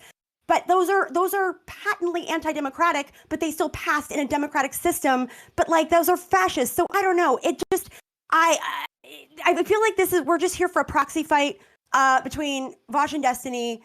I just came on to relax. I just wish you guys. We've been talking about the points this whole time. Maddie, you literally didn't contribute. I don't know how you didn't hear what I just said. This is insane to me. You literally just made the same point that I already addressed. It's not just that one thing. It's not just that it passed a democratic process. It's not just the Supreme Court upheld it. It would have to be, you'd have to show that Bush had some sort of undue influence over the Supreme Court such that he could cause them to do something subversive in order for you to say that it was fascist. The Supreme Court, or you have to make the argument that the Supreme Court themselves are being fascist, which neither of those statements are being made. So what you just said is complete nonsense. You're not even contributing. How does persuasion come into it being fascist or not? So we'll go to Nacho, and then we'll see if GSU, Pisco, and Vivian, who I had muted for the longest time, True Pill, by the way. So Nacho. So I was trying to figure out, like, let's say we grant you this one thing, like that's why I was bringing that up. Like, how many of these things? First of all, like, how many of these things does it have to cover before it's like before it's considered fascist? And then do you have anything else to point to reason as far as like reasons why you think that Bush is fascist? And Fanatic, you've been muted. All right, keep going. Is that me? Yeah, I guess that's you. Yes. I think there's a hard line on how many points. Anytime you're trying to ascribe like political effects to a given candidate or whatever, it's going to be a super like complicated and nuanced and highly subjective process. So I just don't have an answer to that. With regards to Bush, after the anti-democratic stuff, the main stuff that I was going to reinforce was hyper-nationalism, xenophobia, the deference to religious authority to justify persecution of other groups, and there's a whole bunch of stuff involving Muslims in the Iraq War, and war crimes, and the camp we have in Cuba, whose name I'm blanking on right now, and there was stuff I was going to feed into with that, and then later in towards his presidency, if I remember correctly, and I could look this up again in the future, I feel like there were more overt populist messages being delivered by his party that he signed off on. Not signed up like he didn't literally sign up, but like he sort of led in with them and passively enabled them as the president. He was nowhere near as much of a fascist as Trump. I mean, we're almost talking night and day, but I feel like the behavior that he engaged in really laid the groundwork. You also have the Guantanamo Bay. Thank you. I can't believe I forgot that. You also have stuff like the Patriot Act, which, I mean, to be fair, I guess that just every president supports it now. But at the time, it was a pretty astonishing like retraction of our civil rights. And there was a lot of other stuff too that I remembered an hour ago. I forget now, but stuff like that. I think he laid groundwork. And that's the problem. I don't think neoconservatism and fascism are two like really, really distinct things, which is the reason why a bunch of Republicans who used to be neocons are now like total full-on like practically QAnon, big lie, sucking Trump's dick types. It seems like it's an easy line to blur. And that's the reason why I called Bush fascistic. I think the same criticisms apply further back, like more, probably lesser so with time, though I feel like Bush Sr. and Nixon stand out to me as people who are probably aberrantly fascist leaning, respectively, within their own time periods. And then you go further and further back, and it becomes less and less applicable. But even then, like back in the 1950s and stuff, with all the McCarthy era, like Cold War, Red Scare type stuff, there were a lot of really obvious, like the Frankfurt conspiracy came about back then. The idea that there were leftist intellectuals in academia and government that were like, I mean, wink, wink, nudge, nudge, maybe Jewish, that were controlling like American intellectual like elites and like driving college students to be anti-American. Stuff like this, stuff like that makes me think like leaning fascist. And where the line is, I can't really say, but I can see the pattern now in hindsight, now that I live in 2021, and it led up to Trump, and that was a very dangerous path to walk. That's the overall argument. And I guess it would take 80 million hours to substantiate all of that, but that's the broader argument that I'd make. Okay, GSU. Yeah, so I had some points made like an hour ago. It's annoying to me that people are saying, hey, this is like a proxy war. Like, first off, Vaush said some things and I wanted to interrogate what he said, and that's kind of what started all of this. So this is not some, hey, let's proxy war with Destiny and Vaush. I actually was like trying to get him to defend the statements that he made. But the thing that I think you haven't addressed, Vaush, and the thing that I was going to bring up like an hour ago when I got muted, but it's exactly what Fanatic just said. So with the thing in North Carolina, there's an actual causal link that we can draw to, right? We can say that they requested voter data and then they made a decision solely based off that voter data that was like surgically precise to disenfranchise Black voters. What I think everybody has been saying to you that I don't think you've addressed is that there seems to not be this case in the example for the Florida thing. So we can say that Jeb Bush was in power, but there seems to be no causal link that we can draw from Jeb Bush to the state secretary that was over the election, to the election being carried out, to the judges that justified the election. There seems to be no causal link at all to call this anti-democratic because none of that evidence exists. And that's what I wanted to ask you like an hour ago. It sounds like what you're saying is, hey, it was his brother. Like, you know, it's got to be something there, right? And what we're saying is that bar is so low that it's disgusting to use rhetoric as it's fascistic based off anti-democratic. It's about using the evidence that you have to the best of your ability. You're not always going to have stuff as clear cut as getting like this search history of the state legislators indicating that they were looking up what types of like voter IDs Black people used. It's not always going to be that clear cut. So when it comes to the Bush v. Gore situation, I'm far from the first person to make this claim. It's not just that it was convenient, and convenient it was. It was that there seemed to be no other reason to put forward the butterfly ballots, and the butterfly ballots were so specifically and oddly designed. You can look them up right now. The way they organized like the listing of the candidates it wasn't just unusual, it was unprecedented. Nobody did it that way. And you have to think like, why would they do this unbelievably weird thing? The only logical explanation is the one which is the outcome it led to, which is that people who otherwise would have voted for Gore, the boomers in Florida, then voted for another candidate because their strained cataract-ridden eyeballs couldn't actually see the script on the page. And there's been plenty of analysis after the fact to indicate that did have that effect. Now, I can't look into their brains and tell you what they were thinking. I can't prove it because very rarely can you prove intent. You usually need like written statements or like they need a confession or something like that. But I think that's a fair logical understanding of the events that took place. And this is a fairly well-researched topic too. Like this is a fairly, as I understood it, agreed upon assessment of the 2000 election. By the way, is my mic still doing the thing? Do I need to come back? A little bit. No, it's much better. It's mostly better. One second. Okay. He'll come back in, but I changed the region, and that helps. Be on his. Yeah, he's coming back. Yeah, it's way better now. So it was way Shit, better. sorry. I did change the region for you, and it's way better since. So finish up Sorry, your point. this then my I'll go bad. to- Discord really hates me. I don't know why, and I don't know how to fix it. So, Yeah. sorry. So okay, let's go to Pisco, and before we do, Can we just all get along? Well, we first I want to share things. We all want to make America great again, right? So I want to thank you Vaush, for I just wanted to say quickly, if you're enjoying this content, maybe give me a follow. Hey, like this format that I have, this open panel format allows for these moments to happen. So if you're enjoying these moments, hit that follow button, make sure notifications are on, because I do this 6 days a week. And you know what else would help, right? If you're maybe sub to the channel, I give you a lot.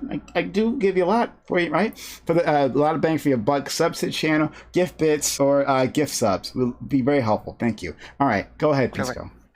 Yeah, I want to thank the best. None has been better.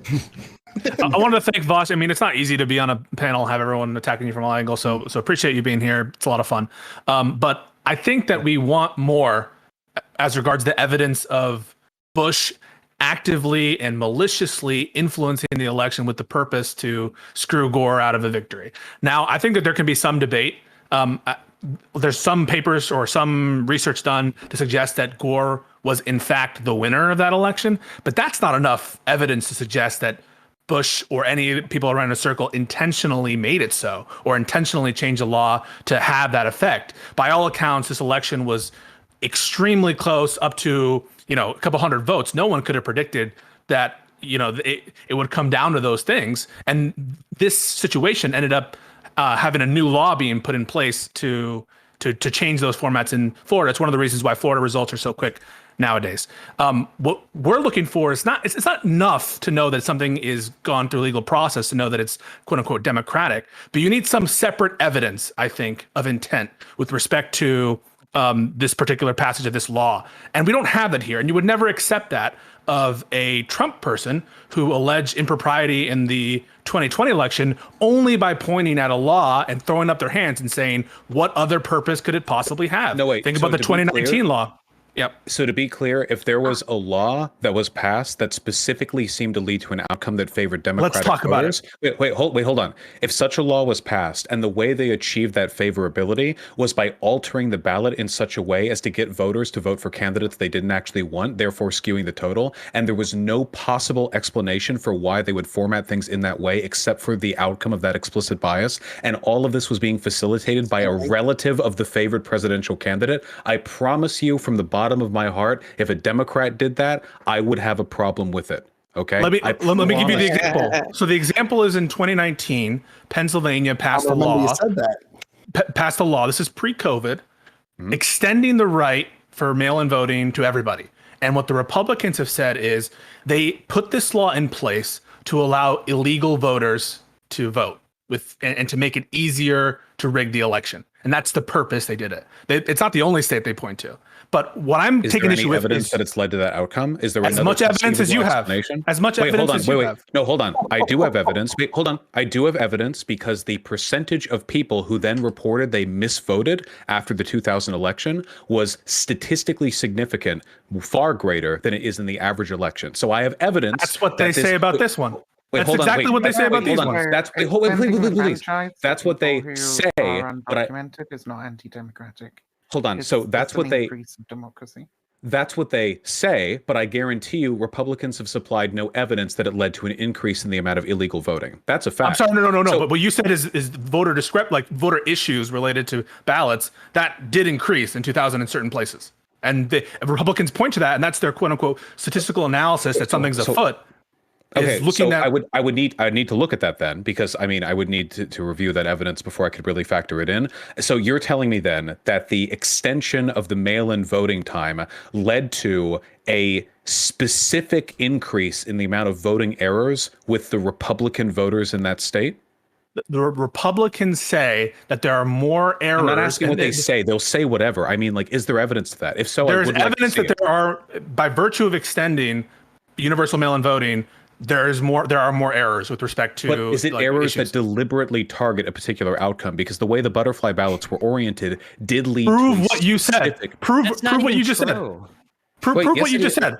Prove confusing ballot doesn't help anybody. It's just confusing for everybody. It's going to fuck it up for everybody. So you can't say it helped with one person. Yeah, and 2 quick fact checks. I linked the ballot in chat. These are not impossible to read ballots. Okay, you are right. Anybody I didn't can go say they were impossible to read. They're not. They don't seem jumping in with a wrong point. Mad. He had his time to quiet down. He's here. I'm just going to keep talking when he starts ad-homing. So number one, the ballots aren't impossible to read. Now, whether or not you want to say, people said that they had trouble, voting or not. Okay, sure, but like that's not that bar of like deliberately misleading somebody that you seem to be trying to set up on the other side. Number one. Number two, the person that designed this ballot was a Democrat. Teresa Lepore was not a Republican. She wasn't a Republican operative. She was a Democrat. So these are like the idea that these are like intentionally. Who signed off on that actual implementation?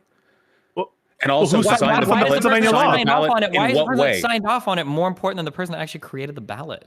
Wait, the person who signs off on it and actually implements it is infinitely more important. There are probably many ballot designs. Except there was the other case where a Republican had made the ballots and a Democrat had signed off. Also, wait, probably saying, well, the person that created it is way more important. Design or the placement of the votes, or she literally designed the ballot, the one that was used in this particular election. Can I see that? Can you put that in the chat?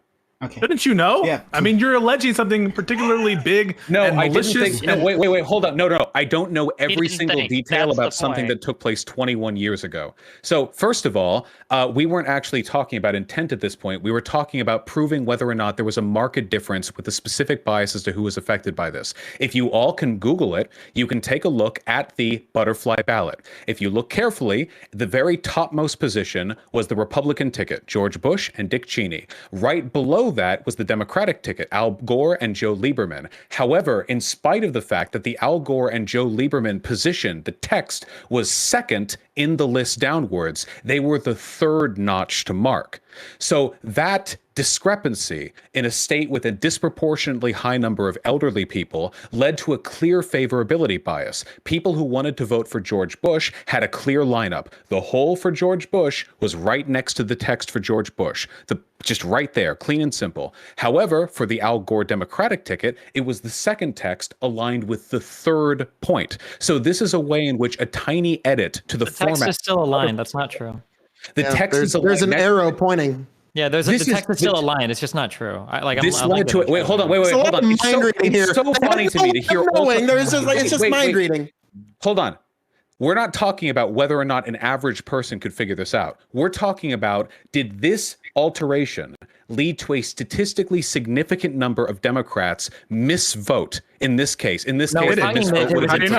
talking about if it was intentionally set. No, right now we were actually talking about whether or not there was a statistically significant impact. Can you prove either? How do you know that there's a statistically, whatever you said about the Democrats being disproportionately affected? How do you know that? Okay, allow me to read. This is from an article from The Guardian. Everyone buckle up. This is not exactly new information. Can we just take this for granted instead of listening to Vaush? So make a claim, but it's obviously not true. No. It's just okay. Yeah, okay, no. So there's plenty of documentation that this design led to far fewer Democrat votes in some key counties that otherwise would have been in a very, very, very close election. So I can demonstrate that there was a clear bias in who was affected by this. First and foremost, what were we even on? I don't even remember what this was broadly in service of. It's just so many stupid points, line after line after line. Your argument here has changed. Your initial claim was that this was an intentionally designed and implemented thing to target specific voters. Yes. That this was intentional. Yes. I believe that is the case. Now you can't prove intent unless they admit it, but I believe that is the case. You prove with circumstantial evidence. I mean, usually intent is proved with circumstantial evidence. And what is usually the best you can do unless you get a confession. You usually have to infer intent from the likelihood that people would have engaged in other types of behavior could they have. If this ain't in this case, this is it's mind reading. In this case, no, that's not mind reading. It's the opposite. It's actually the type of behavior that literally anybody. It's the type of behavior that literally anybody would engage in if it was their job to determine whether or not somebody meant to do something. If you're at all familiar with the criminal justice field, Vaush is right about that.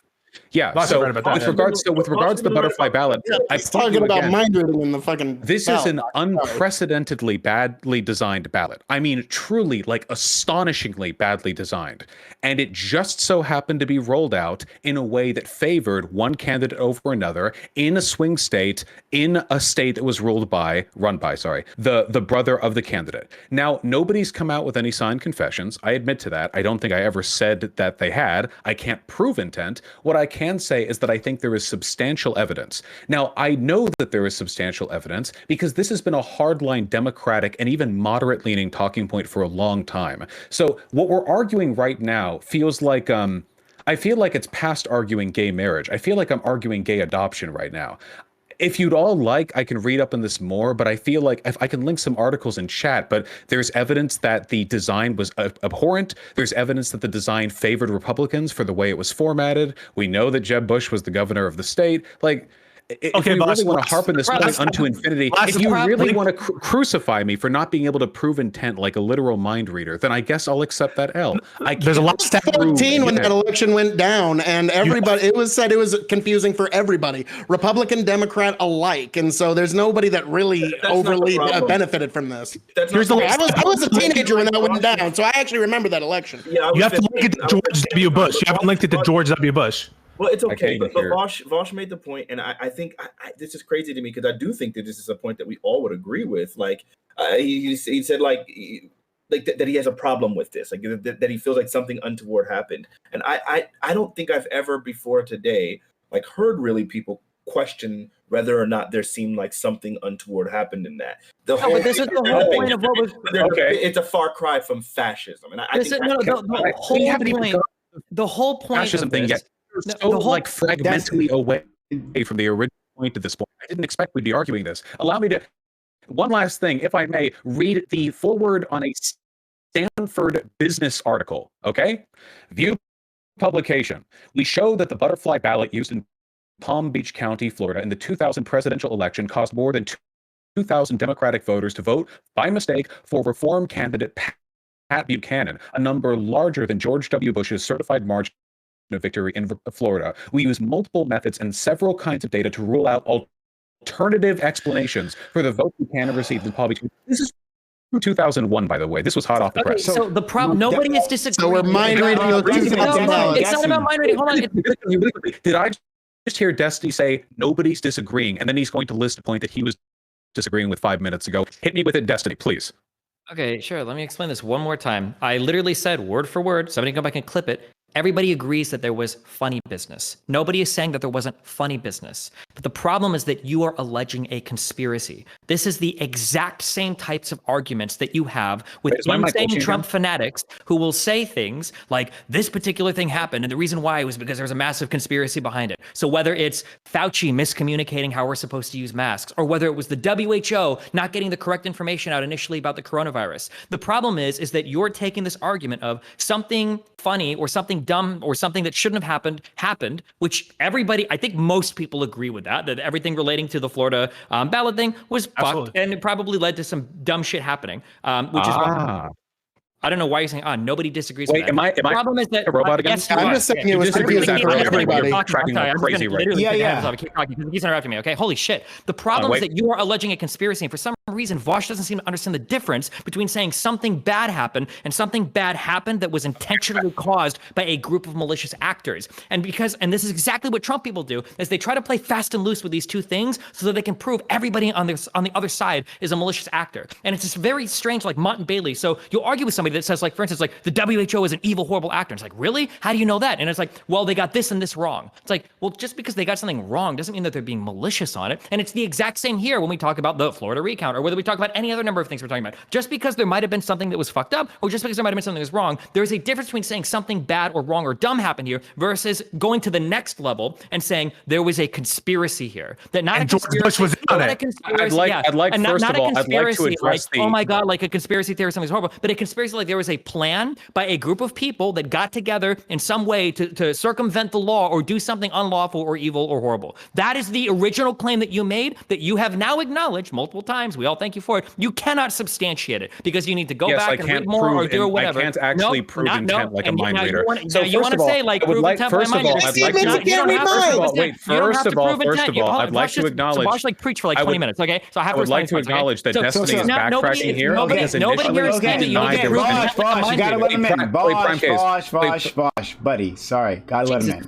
Okay, yeah, holy shit, because he railroads like a million points. Nobody is saying that intent has to be proved like a mind reader. Believe it or not, in the criminal justice system in the United States, we prove intent and shit all the time. And to my knowledge, I could be wrong, I don't believe we have any mind readers that work for the criminal justice system. You don't prove intent. So there are people that can infer intent, and they do it by more than just looking at a Twitter headline or more looking at something bad that happened and saying like, oh, well, there must have been some intentional all the mishap here. anti-lefty talking points. There might have been some bad ballot design, which I think most people acknowledge, but unless you can literally give us a shred of evidence that there was some tomfoolery or some conspiracy that was arranged here, it's probably best to just take the L and move on to the next point. Right. So first of all, I'd like to acknowledge the backtracking. So everyone here, well, not everyone, I'm sorry, but some people here, including Destiny, were saying multiple times that there was no evidence that there was any bias in how these butterfly ballots led to people misvoting. Destiny was saying, wait, hold on. Destiny, wait, hold on. Destiny was, I just did. I read a Stanford article quote on you. I can link you the article if you want to read it. Yeah, but the burden is on you. You have to provide that. Hold, please. Destiny even said, while chortling, he was saying, anyone could read this. It's aligned right there. So he was perfectly willing to imply that there was no actual negative outcome from the alignment of the butterfly ballot. Then I lay out the evidence that that's not the case, and now he backtracks off of that. Every time he makes a fallacious claim, he is willing to backtrack off of it to the previous one. Like he just tried to say, for example, that the courts prove intent, as if they're able to do that. No. They infer intent. It's prove intent. It's okay. We'll all get there. So when you're talking about conspiracy, or when you're talking about whether or not politicians do things to, say, for example, favor their political allies, you usually have to use inference because very rarely do they openly admit to it. Here's another example where I'm willing to admit conspiracy or infer conspiracy where there's no direct evidence of such. The impeachment of Donald Trump, the first one, where the Republican senators voted to acquit overwhelmingly. And for some of them, like McConnell, they admitted beforehand that they were going to vote to acquit basically no matter what. The rest of them didn't do that. They just voted to acquit. Do I believe there was some kind of bias on the part of Republican senators to not consider the full facts of the case and instead to vote to acquit Donald Trump out of some sort of favorability bias towards their own party? I do believe that. I can't prove it, but I do believe it because it explains their behavior well, and because I think they had intent, and I think they had motive, and I think they had ability.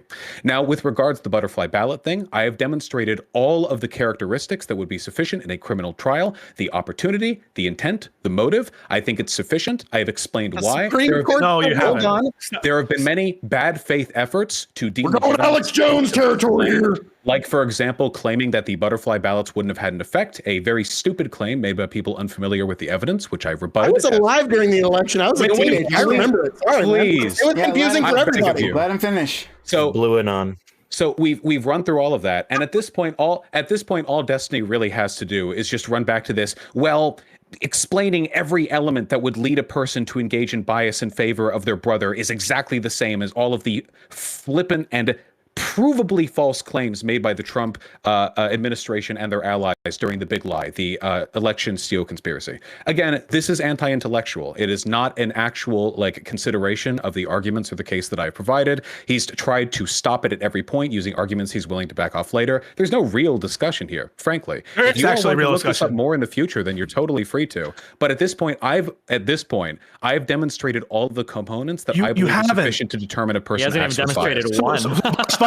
First of all, get off your high horse. The butterfly ballots game. Oh my God! Yeah, but prime case, as long as this goes on, they're just not gonna. This is uncharitability to the point of delusion. If you can't mind read the intent of the people involved, then you don't have a shred of evidence, and you're exactly the same as conspiracy theorists. So Vaush, first of all, you need to get off your high horse. People say prove intent all the time in the context of criminal intent. They say I have to prove mens rea, prove intent.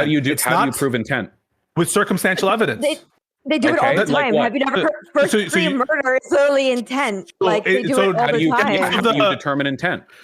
It's through circumstantial evidence. Okay. I'm trying to tell you this.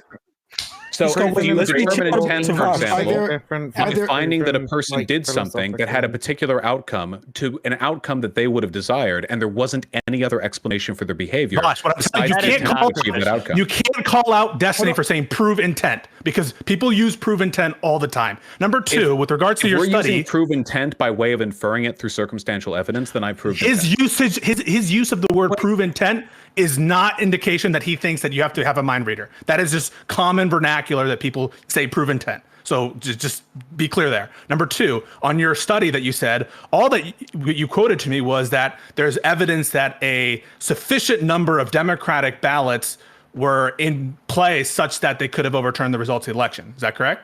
No, well, I said that there was a disproportionate bias towards Democrat voters voting by mistake. What you read off, though, was that it was the Democrats, the absolute number of the ballots were off in such a quantity to affect the if you think about election, it math-wise, right? If there's a disparity caused by the butterfly ballots, and that disparity leads to Bush winning when Gore would have otherwise won, that is a disparity that was biased against the Democrats because it means more Democrats would have misvoted than Republicans. Understood, but you could have had a situation in which certain butterfly ballots in certain areas and the way that they were administered were different. You don't have absolute knowledge of that. Well, no, Pisco, we do have evidence of that. Destiny's still doing it. In chat right now, he's saying nobody could be fooled by this ballot when I've already provided evidence that people were fooled by the ballot. He's not I'm just pushing back on this. He's just bad. You're mad. Real quick, I'm just pushing back on this point because you keep saying like it's impossible to read. I'll acknowledge. Chat. Hey, did I ever say it's impossible to read? Wait, didn't he literally say that verbatim? No, I said that. I'm pretty sure you've said average person could understand it. Old people. I'm pretty sure you've said a lot of the time, like, that's why we say blah, blah, blah. All I'm saying is that if you look, it's not funny. It's funny because you're so fucking ass fed. And actually proving I've already acknowledged that there is, I guess, a good possibility that it could have been that so many people were confused or whatever. But just then why do you keep implying that you don't think that? I'm not implying that. I know that you only literally can focus on rhetoric because your brain can only hold one idea at a time. But the reason why I'm pushing back is because you keep repeating this talking point that it's like impossible. It wasn't impossible. I never said that. I'm making it up in your head. You're shadow boxing with Phantom. Are you debating Vaush? Wait, okay. So then you agree that like most reasonable people could read it, right? Maybe some older people. I literally said that. I literally said the average person can read it, but it's statistically significant. I know you weren't listening. Are there any other points you want me to clarify? Hold on. I was in the middle of a point. He did say that before. He did say that. Very bad faith, Destiny. But I just want to say that, to be clear, that he did talk about like how difficult it was for old people. Not that it was. At least I don't remember him saying specifically impossible. Prime Case, if I may, I just want to note it for the record. I think I literally said the average person could read this and understand, but the layout was confusing enough to lead a statistically significant number of people to alter their votes, a claim which is backed up by the evidence. But he's running around in chat, this is so hard to read, guys. It's obvious that he doesn't actually care about which points are proven or disproven, which are valid or invalid. He's just mad and he wants to hold me to anything that he can, even if it's something he's already backed off of. Okay. Yeah, this is Pisco. I was just addressing this point to you like earlier. What I was trying to tell you is that these ballots were specifically distributed in Democratic counties, so it did significantly impact them more so. Like there's evidence for that. Like it's crazy because the ballot was actually created by a Democrat. Like it was created by a Democrat, proved by Republicans, literally disseminated in Democratic places. That would put a pattern practice not to the ballot itself. So one would be sort of the ballot itself. The ballot itself was a little bit in question, and it seemed like it was intentionally distributed specifically in these counties. This is crazy to me. I feel like we've gone so far down this rabbit hole that people are literally. I don't even know we're arguing. It's one. I meant to be off an hour ago. Do we have any final points we want to make? I don't think. You think George Bush did it? You think George Bush actually did it? Wait, real quick. Really quickly. I don't think anyone here disagrees with the idea that Jeb Bush, or I'm sorry, that George W. Bush winning that election, that there was something that was untoward happening there. Like this, I really thought we all agreed there. Can we just all say that? We all agreed. Yeah, it was dumb. There was dumb shit happening. Probably won. That if those ballots had been made a different way, it's entirely possible, if not likely, that we would have had a Democrat. Or would have won. Yeah, for sure. Okay, as long as we're all clear there. I just don't see where it's fascist, but that's a whole other thing. Okay. Well, because the issue is that Vaush is contending they've given enough evidence, circumstantial or otherwise, that it was a conspiracy. That's what we're disagreeing on. So again, since nobody here in all the times I've asked it has managed to supply another explanation for why a highly deceptive, completely irregular, and hold on, an unprecedented ballot that just so happened to favor the candidate that was the brother of the governor at the time. And please, and was distributed specifically in Democratic counties. Like, unless we can find a better explanation for that, incompetence does not sufficiently describe that. Okay,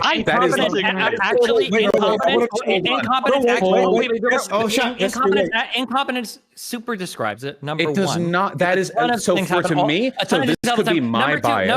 Number two. I didn't get to finish my point again. You did. You finished your point, and now you're mad because I got interrupted. You probably couldn't tell because you weren't listening. You can't just say because I can't find another explanation, therefore conspiracy. That is like every Trump's like go-to argument. Like, I can't think of why this is reported incorrectly. Must be a conspiracy between the media. Must be a conspiracy. Actually, not being able to find another explanation for a person's behavior is actually a really strong indicator of potential intent. So, for example, I'll give you an example to this, okay? If you wanted to arrest a person for attempted murder, okay, and they had a gun in their pocket and they were walking through an alleyway towards their ex-girlfriend's house after posting threatening text messages, the fact that there's no other reasonable explanation for them doing that, walking through that alley towards their ex-girlfriend's apartment with a gun in hand, is actually a really strong indicator towards their intent. So yes, I agree, but you fucked yourself there, Vaush, because in your example, they sent threatening text messages. So I'm asking you, what is the equivalent to the threatening text messages? There is none here. You don't have the intent. Wait, hold on. Not a direct one-to-one example with every individual element, even if there weren't threatening text messages. If, for example, the ex-boyfriend was standing outside the ex-girlfriend's apartment just staring at her with a gun in hand, if there's no better explanation for him being out there with a gun in hand, that could lend much more credibility to the idea that he's doing something with potential nefarious intent. This is very, very self-evident stuff. We can take away the text messages. Wait, let me, please. I'm only responding to one bad faith point at a time. Oh my God. So, hold on. So yes, actually, not being able to find an alternative explanation is often used in court to determine components of intent. This is, again, if you knew anything about this. So with regards and you're not giving an equivalent like analogy. Like you're literally saying like standing outside with a gun, staring at his ex-girlfriend. So actually, like, there's no equivalent to this. The goal of that analogy. So the goal of that analogy was actually to demonstrate that if a person engages in suspicious behavior, or if there's a suspicious outcome to that behavior, and there's not any other explanation to that behavior but malintent, that can be used in a component of determining, well, malintent. So hold on, wait, please, I can't. Wait, hold on. I literally, Prime Case, I need to defer to you because I literally can't make the point because I'm responding to one rebuttal after one rebuttal after one rebuttal. I would agree. I need to finish this, okay? Let him finish. So I believe I have sufficiently demonstrated, and again, anyone who knows anything about the court system would know this, that being able to find an alternate explanation for behavior plays in hugely to inferring intent. So since nobody here can provide an explanation that is to me more convincing than Jeb Bush wanted to help his brother win the election, to explain the astonishing bias that was demonstrated in the unprecedented formatting of the butterfly ballots, which were discriminately distributed. Stop. Please. Stop. That, to me, is pretty suspicious. And to me, the most convincing explanation is malintent. Far more convincing than incompetence. And if after all of that, if Destiny and his fans are so willing to try to own the left that they'll walk back in position... cut him off and make it go to the next person. If you're just going to add them at the end. Don't waste time on this. If there's like 10 other people that want to talk, don't like sit here and do like 2 minutes of add-ons at the end. It's so fucking rude to everybody else on the panel. You're wasting everybody else's time. Then they're willing to retract. Who has... All right, so Vaush is asking for I was almost done. Vaush is asking for something very specific. Vaush, he wants an explanation, right? Wait, please, I have to go. I meant to go an hour and 12 minutes ago. The only point that I'm trying to finish on here is that I feel like people who are arguing against the principles that I've argued here are either uninformed on the facts. Okay, can we just go to the next? If it's just going to be an ad-hom, just go to the next people. This is like such a waste of time. If he's just going to say, what do you guys want to bet Destiny's going to leave after I leave because he's had his fun? Anyway, Prime, who's been on the show more? Me or Vaush? Prime, who's been here more? Me or Vaush? Prime Case, who's randomly jumped on the show more? Me or Vaush? Prime Case, I appreciate you having me on. Stop fighting. All right, okay, thank you. I want an answer to that. I want an answer to that. Who's randomly jumped on the show more? Destiny, you love me more. Destiny, you love me more. Can I speak to Vaush before he leaves, though? Prime, I'm trying to say bye to Prime, though. Come on, he's hosting all this. Okay. Prime, love you very much. I had fun on the panel. Good luck with all this. Next time, I promise I'll stream. Okay. Okay. I loathe leaving because I feel like Vaush is running, but I've been here for 3 hours and I get early sleep Bring tonight. me presents next time, and I'll love you just as much. Okay. All right. Where do you have a PO box? I'll send you brownies. Okay. I'll send you an address. Wait. Sure. All right. Vaush is running for me. I'm running from all of you. Good luck. Huh? Vaush, can you accept when people invite you onto the panels? Because sometimes we try to make panels so that you could come to, but then sometimes you don't answer. So then if you could answer, then I'm we could sorry. Ooh, she calling you out. I'm bad at social media. Okay. I try my best. Well, answer my messages as the producer that helps put things together. Then maybe you don't need to like have 15 other people yelling at you. You know? Can you re-message me? Catron is like, Okay. stop leading me on red. Okay, re-message me and I'll respond so quick it'll make your head spin. Okay. Okay. Great. I'm ready. Okay. Thank you. Hey, good luck. All right. Good luck. So Destiny. All right. So just you, Gambit, go ahead, and then I want Destiny. You can respond, say anything you want. You can add hum if you want. You can do anything you want. But if you're here, hit that follow button. God fucking damn it! It's so much goddamn content. At least hit the follow button. All right, GSU. Prime, how long ago did you? GSU. Yeah, so I just wanted to tell Vaush that this is what happens when you disagree with me. I'm usually the most based person on earth. So if you come to a panel disagreeing with me, you're gonna get dog pile.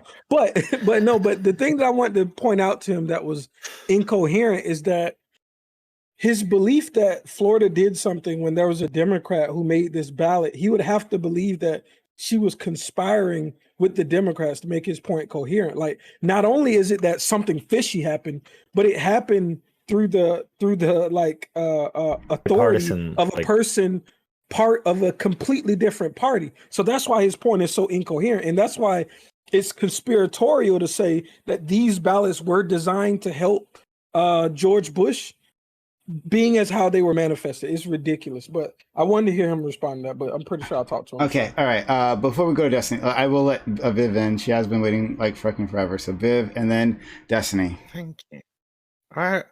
I was like unfairly muted in the first place. I hadn't even spoken for 20 minutes when you muted me because GSU was. Oh, we can move. We can go back to Destiny. Do you want to make the point? No, okay, fine. All right, I got you. Okay. So, oh geez. So the thing that really kind of like fucks me off about all of this, right, is that you know, when I come on here and I talk about like fascism and extremism and cults and all of that shit, like people will say to me, right, oh, you just call everybody fascist, right?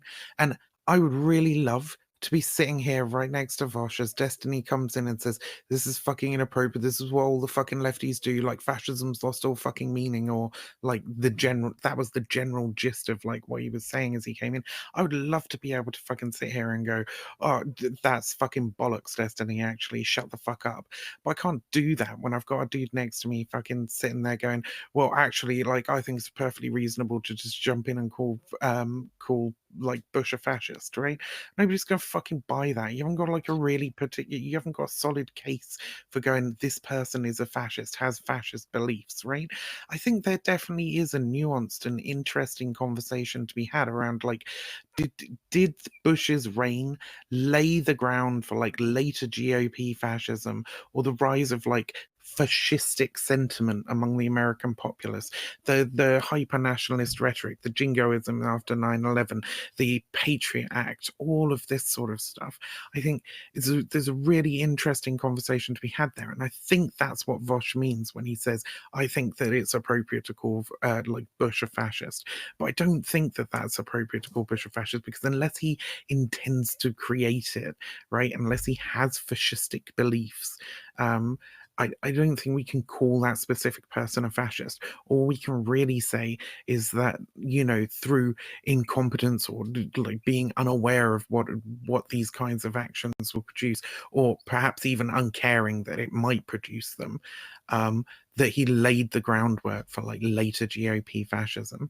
That would have been a much more interesting conversation rather than getting stuck in the weeds for like a whole fucking hour, possibly longer, over would have been better to say that his administration below Bush was pushing actions that were fascist. Yeah, I don't think any one person can like create fascism in a nation, right? It's a combination of all of these things. Having Stephen Miller in government, like passing policies.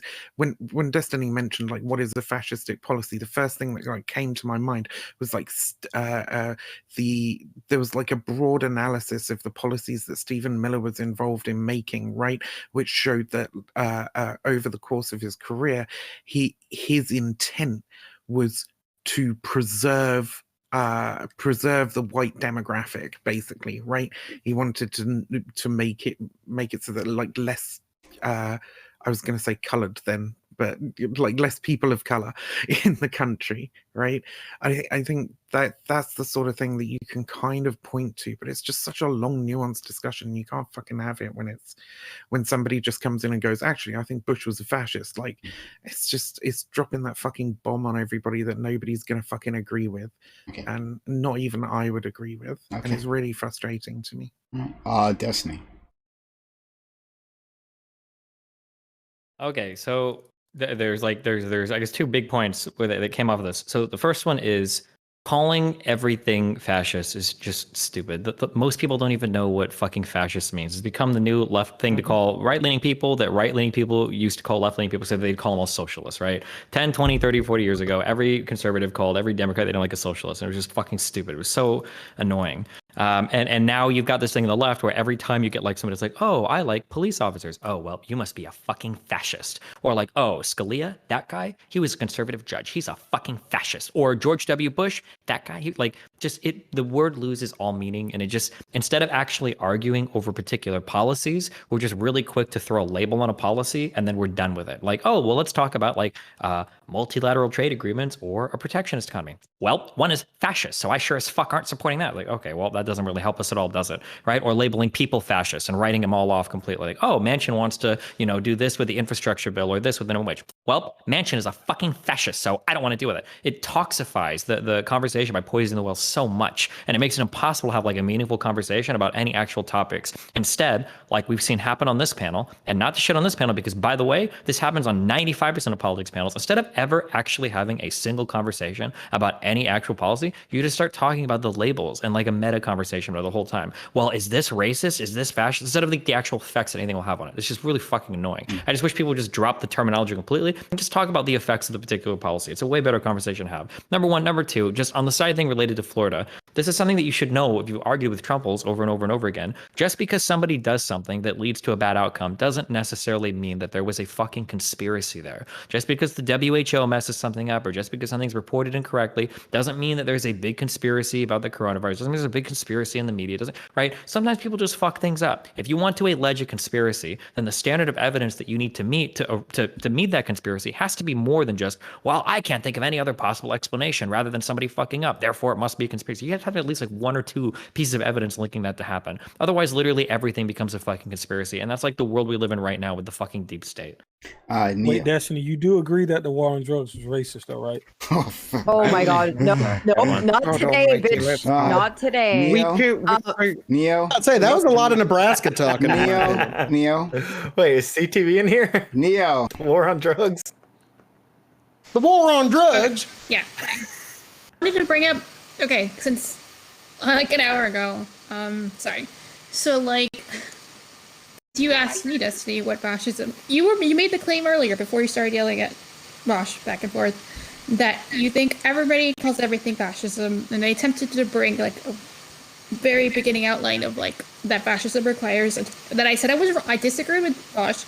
That I used to say as a teenager that Bush was a fascist, but now I'm like, no, he's not a fascist because he wasn't the charismatic leader with the followers. Like, what is a Trump rally? It's a fucking hate rally where like he gets these people riled up, and it's nothing like other political rallies. Okay, so like, what would you say is fascism? Because you earlier were basically saying that nothing is fascism. So why? Yeah, what is fascism? If you think nothing is fascism, then what is fascism? You didn't say that. And Gaia, listen, I'm sorry. Listen, it's not just as simple as having a charismatic leader. You realize you can have a dictator that is not charismatic at all, that is just incredibly powerful, who's not specific, dictator. Kim family in North Korea. And so like, real quick, so my understanding of, broadly speaking, of what fascism is you take somebody who is a populist and then you add a dash of like, I am the only person that can help you.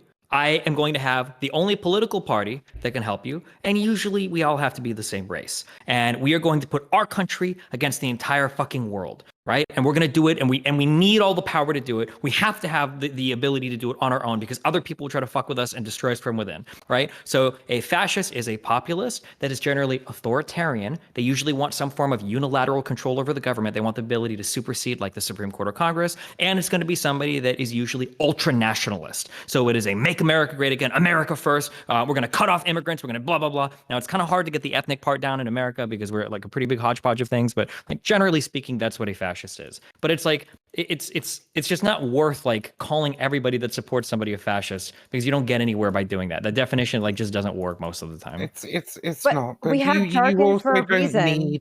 You also don't need a cult of personality for fascism. A cult of personality is a common theme among fascistic regimes of the past and current, right?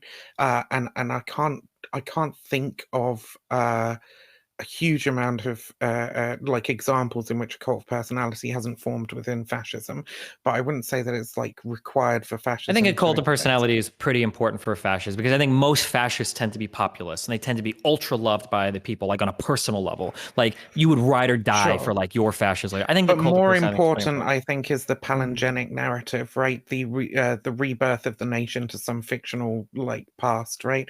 Which is usually manifested in some sort of messianic almost prophecy, right? That centers around a particular figure who's supposed to bring about this rebirth of the nation.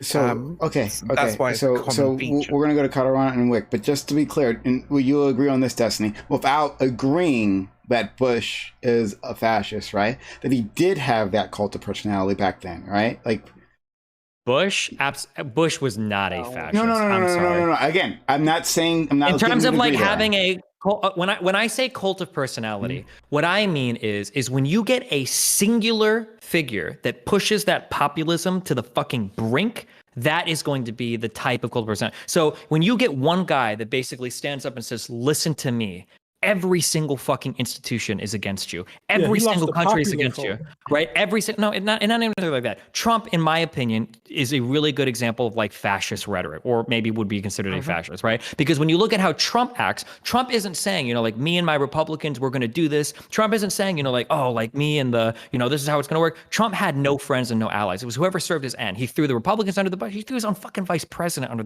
the bus. He threw his own intelligence agency under the bus. He threw his own DOJ under the bus. He threw his own courts under the bus because Trump was like a fascist. This is not a guy that wanted to like go with the Republicans and bring the country. It was a singular figure, and that is unique to Trump that Bush did not even come close to. It wasn't my point. My point was only that George W. Bush had that following, that level of following at the time. Right, we had people praying to him, saying that he was going to deliver us from the nation. Right, like you saw, like for instance, in Jesus Camp, like they did that whole thing. Right, like Bush will save the nation. Everybody does this to every president. President. That I disagree with. But okay, I won't. If you think that there is a cult of personality around Bush, dude, Obama, holy shit! I was about to say, hold on. I don't think they were okay. On okay, I think it's an arguable point. But all right, fine. Let's go to Katarana and Wick.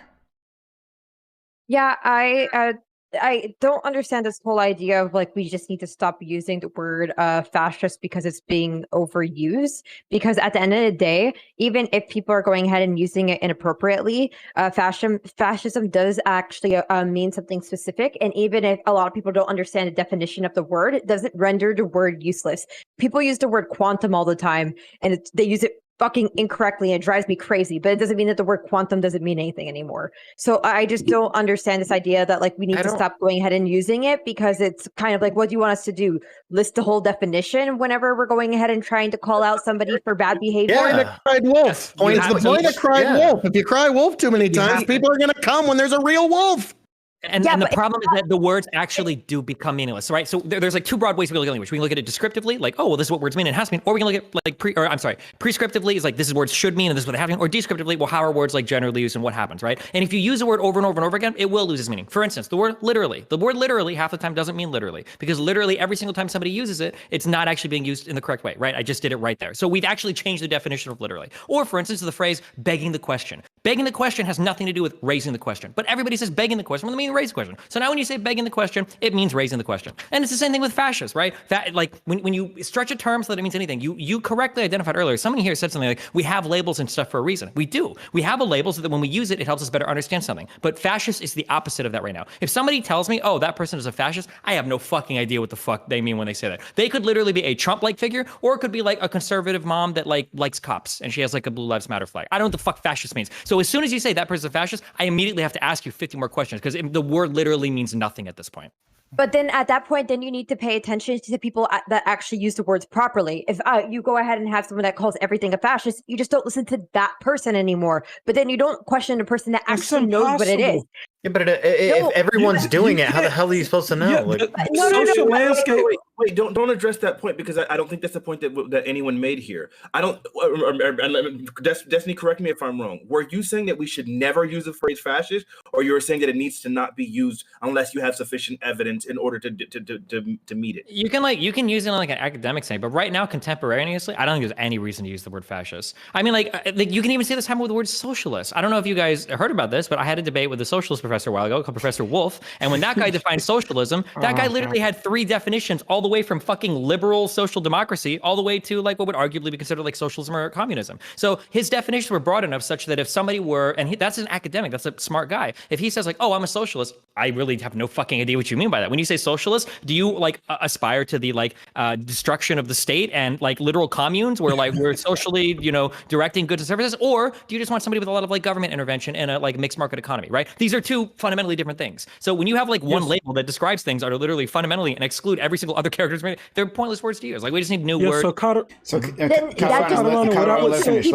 finish. Then that just essentially means that you're like terminally online where people are just using definitions willy-nilly, and like that's not appropriate, and I totally agree, but it doesn't mean that these words don't have meaning anymore. So like same thing as you just said, like people online will go ahead and put in their Twitter bio socialist, but then when you talk to them they won't know what the fuck they're talking about, and like that's fine. Then just don't like listen to Twitter bio people. Hey, the point is this is so easy to attack. This is so easy to attack.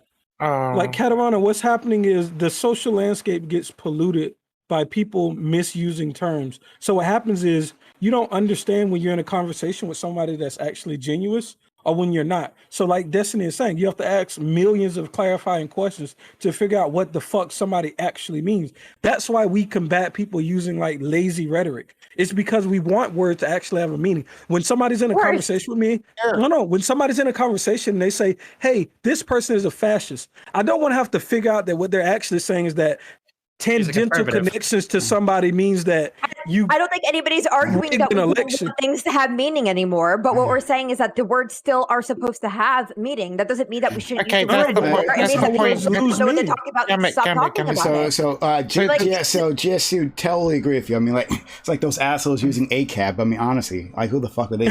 It's all right. No, but it's like the same thing. Like as Destiny said, like when people, or as like people say, sometimes people say the word racism doesn't mean anything anymore. It's like, yes, it does, and it's still a useful word. We still need that word. So just because people are using it fucked up doesn't mean that word's not a word. I disagree even with the word racist.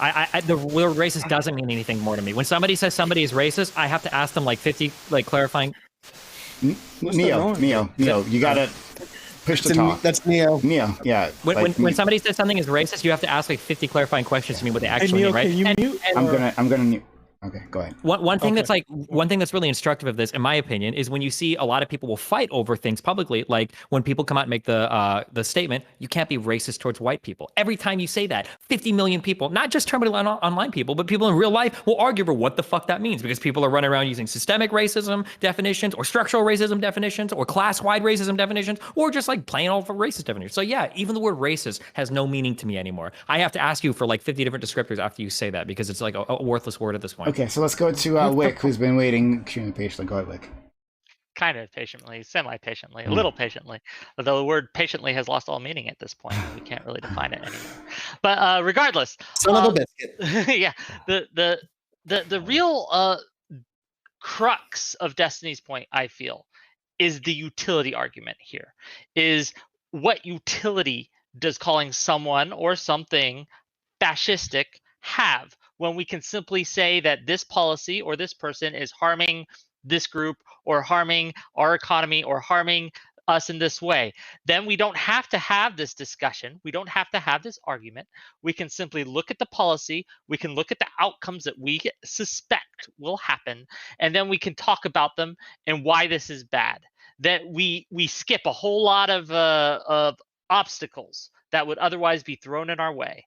And so while, yes, there is some utility still to calling someone that is a fascist, I think this is a cost-benefit analysis. Where does the most good come in? Where can we weigh it the most? And I will agree with Destiny on this, that the utility argument here is just overwhelmingly in favor of simply attacking the points rather than saying, oh, that's fascist.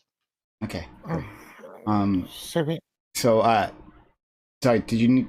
Well, let's go to... If anyone's main argument is something is fascist and that's all, then they're just shitty arguers. I hope somebody's substantiating their claims more than that's fascist. Have a nice day. Let's go. Yeah, but that's what it felt like was happening earlier. Yeah, but that's what just happened. Yeah, we were all here. We saw that. Let's go to Kobe, and then I am in the future now too. I'm going to bed. I love all of you. Have a great night. It's good talking. Okay. Okay. Later, Matty Cakes.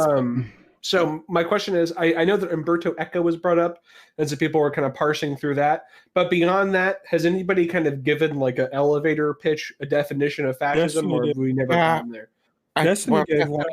Destiny's. I don't even. Destiny's is bad, but it's fine. Whatever.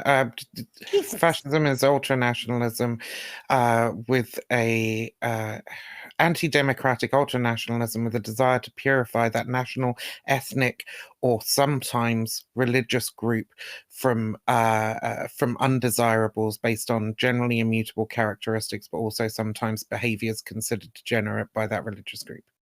Yeah. I don't think that's part. I don't think that purification portion has to do purification. Purification is the core of fascism. I don't think it's a required element. I think because if you take it, I think you can take in like as long as they can just be ultra nationalist without having that purification element. Element, and it would still be fascist if they were like a right wing authoritarian dictatorial. What does it mean to be ultra nationalist to you, Fanatic?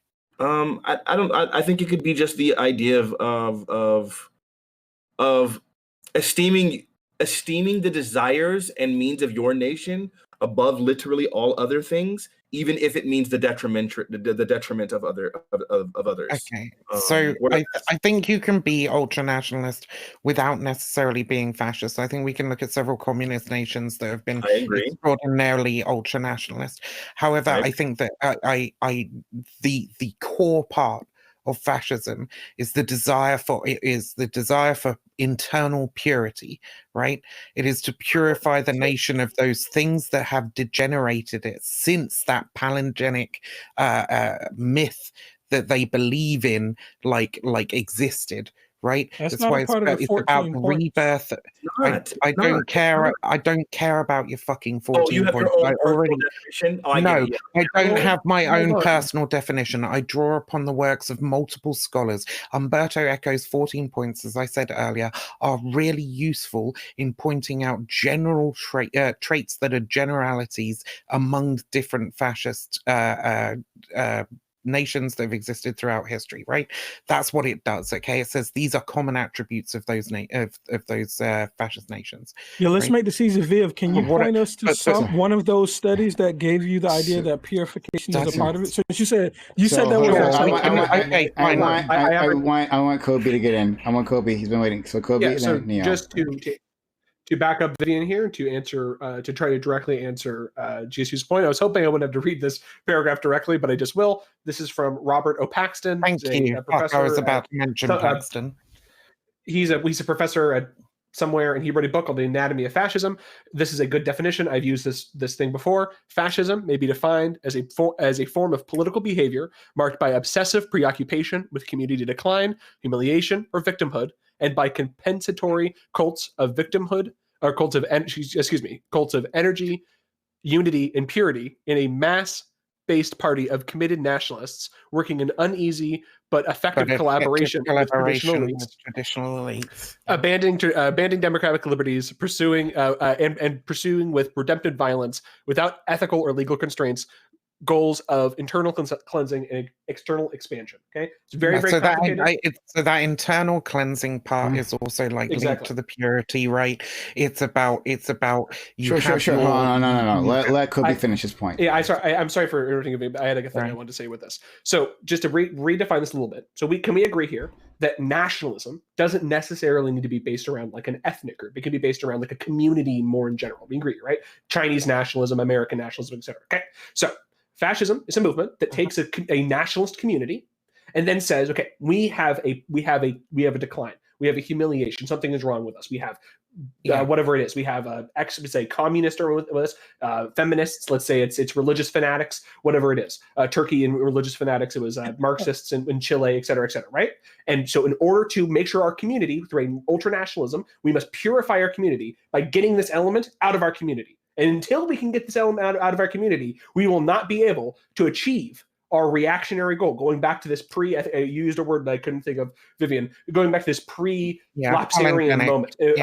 So that's the palingenic myth, the idea that by that definition, that both sides are fascist right now. The palingenic myth, the idea that there was some golden age that we need to return to. Hold on. Yeah. Precisely. I'll see you guys later. Bye-bye. Yeah, see you later, Wick. I would say there's a huge amount of differences between the two sides right now, Nacho. But just to one, so progressives are more generally are generally concerned with progressing society to a new social system, while reactionaries, like we're just describing, are more interested in returning society to a supposed previously established a social system, make America great again, et cetera, et cetera. So fascism would be, just to try to define it again quickly, or in my opinion at least, fascism is a ultranationalist movement that that chooses to purify a nationalist community through, again, redemptive violence, abandoning democratic liberties. That's where you get anti-democratic, and you get a mass movement. That's where you get the red shirts. You get people on the streets beating and pogroms. What Paxton argues in his book Anatomy of Fascism is that fascism is better understood not as a specific ideology that we can put in a package, but as a social phenomenon, as a phenomenon that comes out of many different societies. As I brought up with Turkey, as I brought up with Chile, as I brought up with Germany, you have three different societies, three different situations. Even China, exactly, precisely, that have totally different things, but you all see that you have a similar social phenomenon that arises in which this nationalist community reacts to all sorts of different types of pressures, outside pressures, inside pressures. It reacts to that in a reactionary sense. We need to return to this pre-lapsarian moment. The community must be purged, and we're doing it through these norms. This is what we're trying to define. I understand, and then I want to leave with this. To Destiny's point here, I actually disagree. I actually agree here. I'm not going to go to my local city council meeting and have my whiteboard and do like the whiteboard meme where I'm trying to quickly explain this. I'm not going to do that. I would use just much more common parlance language. But I would hope that in a group of people where everybody in here, I feel like there's a couple of new faces, but almost everybody in here, I've had tens of hours of conversation with politics. I feel like we could have an adult discussion. And to criticize Vaush, and I think that he didn't do this well and made this conversation difficult, he should have just did what I did. I know he could do that. I know he could have explained that. I know he could have sat down and just I don't think he's bothered with Paxton. Look, not Paxton, but you know what I mean. Explained it in a way that could have moved the conversation forward. Well, it's why it frustrates me that people who call themselves fucking anti-fascist and are just internet fucking keyboard warriors who rely so fucking heavily on Umberto Eco's 14 points. Yeah, why are you talking about Viv about this? What? Why are you talking about Viv like this? Who's talking about Viv like that? Oh, shut up, you're talking. Look, well, I don't know. I don't know, buddy. When you drag your fucking stabbed mate past some cops after you've been beating up Nazis of an afternoon, you can start calling somebody else a keyboard warrior, all right? Fucking dipshit. Right. Sure you did. I mean, that was. Never mind. Whatever. I mean, I don't really have to fucking prove anything to you. Look, he totally threw me off my fucking point as well. What an absolute cunt. Oh, go dunk your fucking head in a vat of fucking shit. Isn't that a absolute cunt. You don't like? Isn't that a word that people shouldn't? Now. Wait. Isn't that a word people shouldn't use? Damn, you just breaking all type of rules today. What? Dude, I knew Gambit was a fucking conservative. It's coming out right now. I'm seeing it. I was right. I have a question. I've had some people from South Africa and Australia and New Zealand come and just on my farm just for a little while, and boy, they dropped the C bomb like it's hello. So yeah. I've remembered what my point was. Right, these people who they come across Umberto Eco's 14 points first of all, and they're like, this is a fucking checklist for fascism, right? And I just need to check enough points off this list, and I can say, oh yeah, it's fascist, right? When there is a broad range of literature that describes this form of political behavior that is born out of spontaneously arising social fucking ideas and ideologies and stuff. It's a really complicated topic for sure, which is why we needed a simple colloquial definition, which is why I was trying to refer to earlier, right? Which is that we can talk about palingenetic ultranationalism, a desire to purify the nation of undesirables based on immutable characteristics and sometimes degenerate behaviors, depending on what we're talking about, right? Obviously, I think there's things that we all agree are kind of fucked up behaviors, right? Like, I don't know, child molestation, murder, thievery, whatever, right? But when we're talking about moralizing and reaching into people's personal lives, their sexualities and all that sort of shit, and they're not really hurting anybody. So it's frustrating to me that we have such a poor fucking understanding of what fascism is, and maybe that's my fucking fault, right? Because I don't stream often enough, so I don't have the platform of somebody like Destiny or Vaush. But I talk about this shit on the fucking regular about how these ideologies fucking arise. So you should tune into my stream sometime, people, and follow me on Twitter, because I'm 3 people away from 2K. All right, I really love 3 more followers. I have a question. Perhaps maybe that there had to be a small lecture and also 2 hours of fighting back and forth. Perhaps this is maybe giving some credo to Destiny's argument here, that these words are maybe just not the most utilitarian words of all time. I would argue, perhaps. I think so. If somebody wanted to make a new policy where they said no brown people allowed in the country because we want to maintain our racial hegemony or some shit. Oh, well, we can say that this is a really bad policy for a variety of reasons. We can look at it from an economic point of view. We can look at it from a spirit of the country point of view. We can look at it from a border. There's a ton of different ways we can analyze this.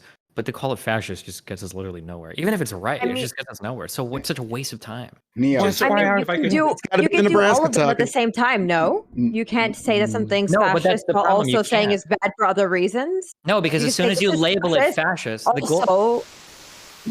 Sorry, it's like when left-leaning people used to use the word racist.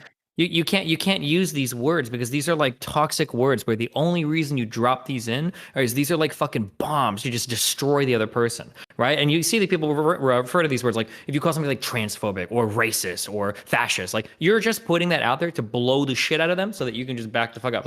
Nobody and you can even say this because look at how many people on left say things don't ever platform a fascist, don't ever talk to a fascist, we don't blah blah blah. Yeah, exactly. Hold on. Yeah. Let me ask a question. Vivian does that to me all the time. Let me ask a question. So unnecessarily, literally with no reason. Neo. Jesus. Good Lord. Is there a fan right next to your mic or something? Yeah, there's a fan right next to your mic. I'm sorry. It's my computer. It's a tablet. Sorry. Anyway, if you guys can hear me though? Not really, but yeah. I'll try to speak louder. Anyway, it was the utility of the fascist word is are you okay? We just had an attempt on January 6th to overthrow the government from rabid followers of Trump's, believing the big lie. That was an important thing. This just completely made up big lie about how he lost the election, blah blah blah. And not only that, it's just literally, why would you throw out the word the one time it is correct? He literally had told his followers at his rallies, beat up protesters. Yeah, they're bad people. Beat them up. I'll pay your legal bills, and all the racist stuff. We don't. He started his whole campaign with Mexicans are rapists. You can talk about how bad. You can talk about how bad all of that is without using the word fascist. At this point, we've used the word fascist. Okay, but here's my contention. What I was saying. what I was saying earlier, like, it's not just like, okay, I didn't like George W. Bush, I didn't like McCain, whatever. Like, I did it. But at the same time, they didn't have these rabid followers that just go around beating people up and are trying to start an ethno state. And, like, it's that's really the bad. utility of it. That's it just... Right. I just don't understand. Like, the entire world saw... No, but like, I don't understand why you wouldn't use... Because we don't need to use the word fascist. Oh, that's really bad. There are so many bad things that exist in this world that we can say are bad for a variety of reasons. Have nothing to do with the word fascist. The thing is, of all people, okay, no, but Vivian was onto something. To be defending the usage of the word fascist, like, you're the person that literally didn't know how to define it earlier when Destiny called you out on it. Like, literally, you didn't know the definition. I think that right there, that is the exact reason why we can't. Because otherwise, we'll have people like you having a conversation with us and not being able to define the word. And furthermore, I want to point out that, like, the thing that you just mentioned aren't necessarily fascism. Like, that we've had, like, obviously during the civil rights movement, all of those very same things that you're talking about, they all happened, and we wouldn't have said that they happened from fascists necessarily. You can be a racist and not be fascist. You can try to be authoritarian and not be fascist. Like, it does get a little bit more specific when you want to start getting into what fascism is. And so the idea that we would just want to be using it willy-nilly in this country, like, it just sounds a little bit ridiculous. I'm not disagreeing with the fact that Trump displayed all sorts of amounts of fascistic, like rhetoric and that he had that, and clearly, like, from the way he attacked the media and things like that, he clearly had, like, fascist intentions. I don't doubt that. And so I guess maybe in that one specific case, I would say that the difference is, I guess, when it comes to start, like, applying it towards Trump supporters, or applying it towards just random people that you're having political conversations with, I think in the vast majority of these cases, we would probably be misusing it. Like, I would say realistically, within this country, within discourse, 90% of times, fascist is used inappropriately whenever it's used on anyone besides Trump. Yeah, and I think that's why people need to have a better education on, like, what fascism actually is. But I think there is also a utility to, like, a more colloquial definition of fascism, right? There isn't, like, the hardcore academic definition, or the definition that people are who are particularly concerned with fighting fascism should be using. I think that it's okay, for example, if we see somebody who is ultra nationalistic, particularly fucking racist, right?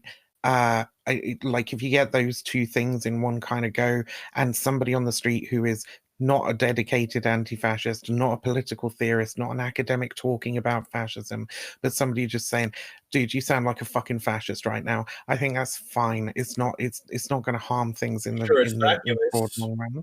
I don't think it's vacuous. I think that it is a political designation that people use to say this person, well, it's not vacuous, okay, because it's a political designation that people use to say this person is racist and ultra nationalistic.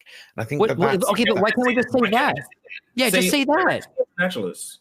Okay, because racism doesn't mean anything either, Destiny. Wait, what? No, of course it does. All nationalists, if you're super nationalist, then absolutely. Yeah. Sorry, I was meaning just because you said you don't know what racism means earlier either. It's fine. Fanatically saying that I didn't know how to define fascism. I'm sorry, I came on here to talk. I came here ready to talk about free speech, which had been the previous topic of Prime's panel. That's why I wanted to come on here. I did not come here expecting to talk about fascism. And also, this is my first time on the stream. But you chose to respond to it, though. However, I haven't. Oh, fun fact. I have never.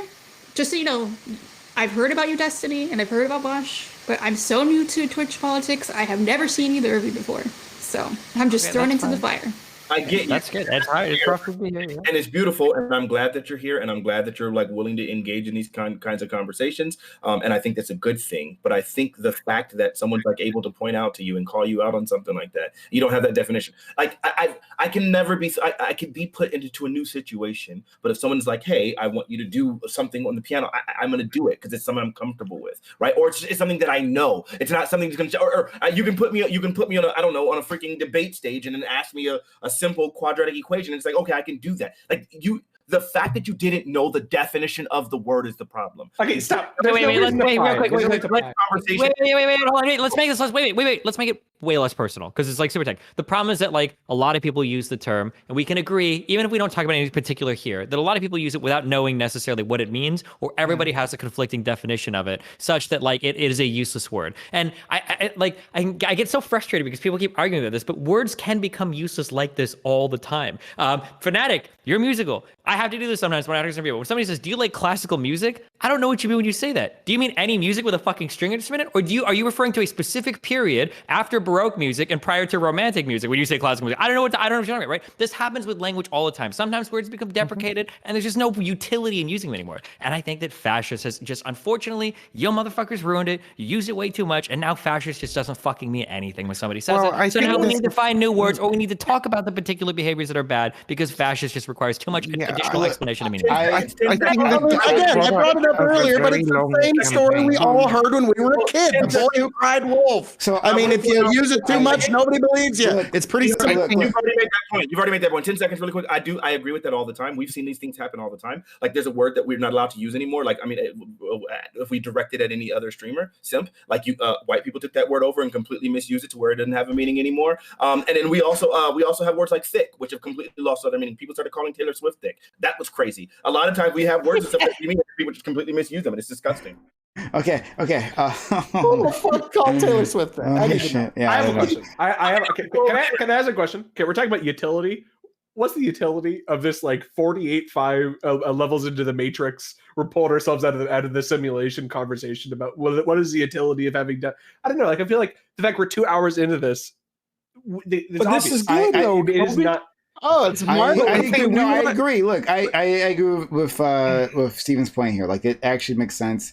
I don't.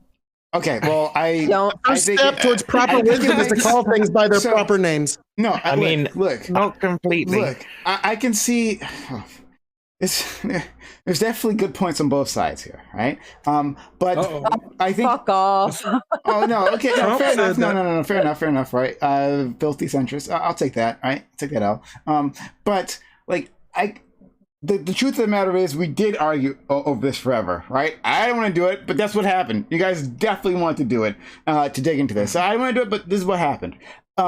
Because we didn't know exactly what we meant, right? Or when we did try to explain what we meant, then everyone argued because, no, this is not how I see it. This is the definition that I'm using, right? Instead, like talking about the effects. Okay, here's a list of effects, right? And this is something that seems to fit those effects, and one can talk about that, right? That's good. However, on the other side of it, there is to say that some words have power, and at some points in time, like for instance, calling out a racist, right? Like there is utility in calling out an actual racist, right? To say that, now this motherfucker is a racist, the actions that they've done is racist, right? The effects on the world they have is racist. To call that and use that specific word, there's utility in that, and there's something that can't be replaced by simply describing the effects, right? That's had on the world. So I can see both sides, but I guess maybe for the purposes of a panel, it might be better just to do Steven's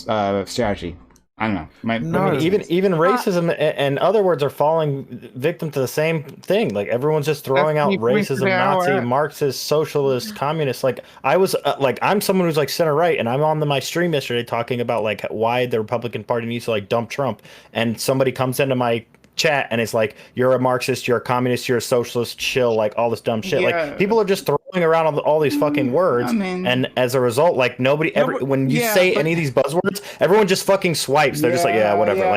Dismiss the rest of your conversation. Ignore fucking Twitch chat, right? They use slurs all the time. Like what? Ignore Twitch chat. But you know what I'm saying. Like, Twitch chat. You're fucking terrible. The problem is not just Twitch chat. This is real life as well, right? So the problem is that the goal when we have these political conversations is you're trying to figure out what ideology you can assign a particular policy to, and then you attack the ideology. You never actually discuss the policy. For instance, if I were to go talk to Republicans right now, what do you think about Medicare for all? Medicare for all is socialist. Socialism is bad. Your whole conversation is going to be about socialism. You're not actually ever going to talk about the policy of Medicare for all. Or if I talk with people about like, if a conservative is like, maybe we should limit immigration for whatever, right? Instead, is you want to limit immigration? You're fucking racist. Now we're going to talk about whether that's racist. We're not actually going to talk about the impacts of limiting immigration. You don't even get to have that conversation. Instead, all of these conversations are just meta conversations about the labels that we ascribe certain policies, and we never actually talk about the policies themselves. You're having a meta conversation about those conversations. Well, now we're having a meta conversation. Unironically, because now we're having a conversation about the conversation we have. Yes. As someone who works with the local. Wait, guys, let's go to the next dimension. Let's have a meta conversation. Oh God! About Destiny having meta conversations about meta conversations. No, but he's right though, because I also work with my local Republican Party, and this shit happens in real life. That's all I'm gonna say. Katarana. May I, Prime? No, Katarana. Okay. Yeah, no, I think then at that point, essentially, you're trying to have a debate with people that like clearly can't think of anything better to go ahead and have a debate about. So they're going to sit there and have a debate about racism. But it doesn't mean that these words don't have utility. It means that you're having conversations with idiots. And from there, you could just go ahead and redirect. And you're like, sure, if we want to talk about the word racism for the rest of this conversation, sure. But the whole point was to talk about the policy. And like all you could do is redirect, just like the same way you would do to a child. But that doesn't mean that these like words don't still have their utility in themselves. Just like people use the word literally. Are we going to say stop using the word literally? A lot of people use it in really stupid fucking ways. But we have, yeah. We No, stopped using the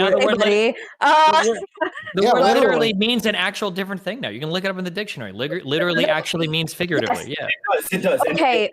Yes, and colloquially, but at times you're able to still realize that somebody does mean the word literally, and then from there you can actually take what they're saying literally. I would say there is context. Like there are people that you can hear who you can recognize have a very pretty strong command of the English language, and you can see that like their vocabulary is on point, and then you can see by the context of what they're saying whether they mean it literally or if they mean it figuratively very often. And furthermore, I definitely want to reject the idea of just throwing out phrases altogether. I do think that there is utility in those things. I just think that in certain circles it does become ridiculous. I think when you start looking at the word like leftist or something with certain circles, I think it does. In certain leftist circles, certain words do stop having as much value. I do think racism can be overused sometimes. I would never ever advocate for the idea of throwing out racism altogether. It still governs a lot of our process of our policies. I would say that the North Carolina voting law, the surgical precision one, which is one of my favorites, literally was racist. There's just no denying that. I do understand the idea that like idiots will make the argument that you can't, like that black people can't be racist. I've always disagreed with that take, and I think but there are multiple definitions to the word. So then that's why you have to get into that, because there are that's part of what the issue is with English language in general, is that oftentimes words can have very, very disparate definitions, sometimes opposing definitions, like infer, right? Like literally can mean infer and also to imply. Like it's crazy, right? Whereas those words used to be opposites. Like these things happen all the time. I think that, like, again, the words have utility, they have meaning. It just depends on the person who's using them. Like if I'm listening to my friends using certain words, like if my friends say some words, I'm going to be like, okay, this makes sense because I respect them. But if an idiot comes and starts calling me a homophobe, I'm going to look at that person like, oh, this is just that random idiot that doesn't know what the word actually is. Yeah, I mean, I pretty much demonstrated it to the entire. I demonstrated it to the entire chat, and everybody agreed that the idea that homosexuality is immoral is a homophobic view. Okay, but we can leave your pained butt behind, because I just want to say that like the danger of what I think that Destiny is saying, right, is we absolutely wouldn't apply this to the word racism, right? Even if you think that it's being overused, even if you think that like sometimes it's being applied inappropriately, and you need to dig a little deeper to understand what people mean when they say racism. The utility of having the word racism so you can describe that particular kind of oppression is very, very important. If I had my way, I would eliminate that word from everything. I would say nobody should use the word anymore. I don't think there's any more utility in that word anymore. I actually but likewise, I would say, right, that fascism does pose an ever-present threat, even more so recently in the United States and across Europe, right? And I think that the answer to the problem that we're having, where you're saying, people are using the word incorrectly, is not to say we need to throw the baby out with the bathwater. It's to say that if people are using this word inappropriately, it's clearly because people are not educated well enough on what fascism actually is, how to spot it, etc. The same I would say for racism, right? And so the fact that this is happening, the degradation of the meaning of the word, right, it should signal to us a great need for better education on these topics. Sure. GSU, I think you have something in your DMs. Kobe, quickly. Okay. I'm going to hop off really quick, so I just want to say one more thing. I'm going to put a link to a video in the description, in the chat. It's of Sean Carroll. It's the physicist explaining a physics concept to 5 different levels. I think it explains this conversation perfectly. I think that it's reasonable to say that we can use these terms like say racism, or we can use like the critical race theory, like a definition of racism where it's like prejudice plus power or whatever. We can use these in certain conversations, but they're also not going to have much utility in other conversations. I feel like that was like the point that was made. I think that's a pretty reasonable point. I don't know. Maybe Destiny can argue that he wants to abolish the term racism, but that's not my take. I think it's pretty reasonable to say that if we're having a conversation here, ideally, like the top leftist political streamer like Vaush should have been able to give a good definition, but I don't know. Anyways, I love all of you. Hey, isn't Hassan the top? Oh yeah. Well, I mean, I kind of view him kind of like more of a variety streamer. It doesn't matter. Before Kobe, good seeing you. Yeah. Bye bye. Okay. Prime, can I go before you?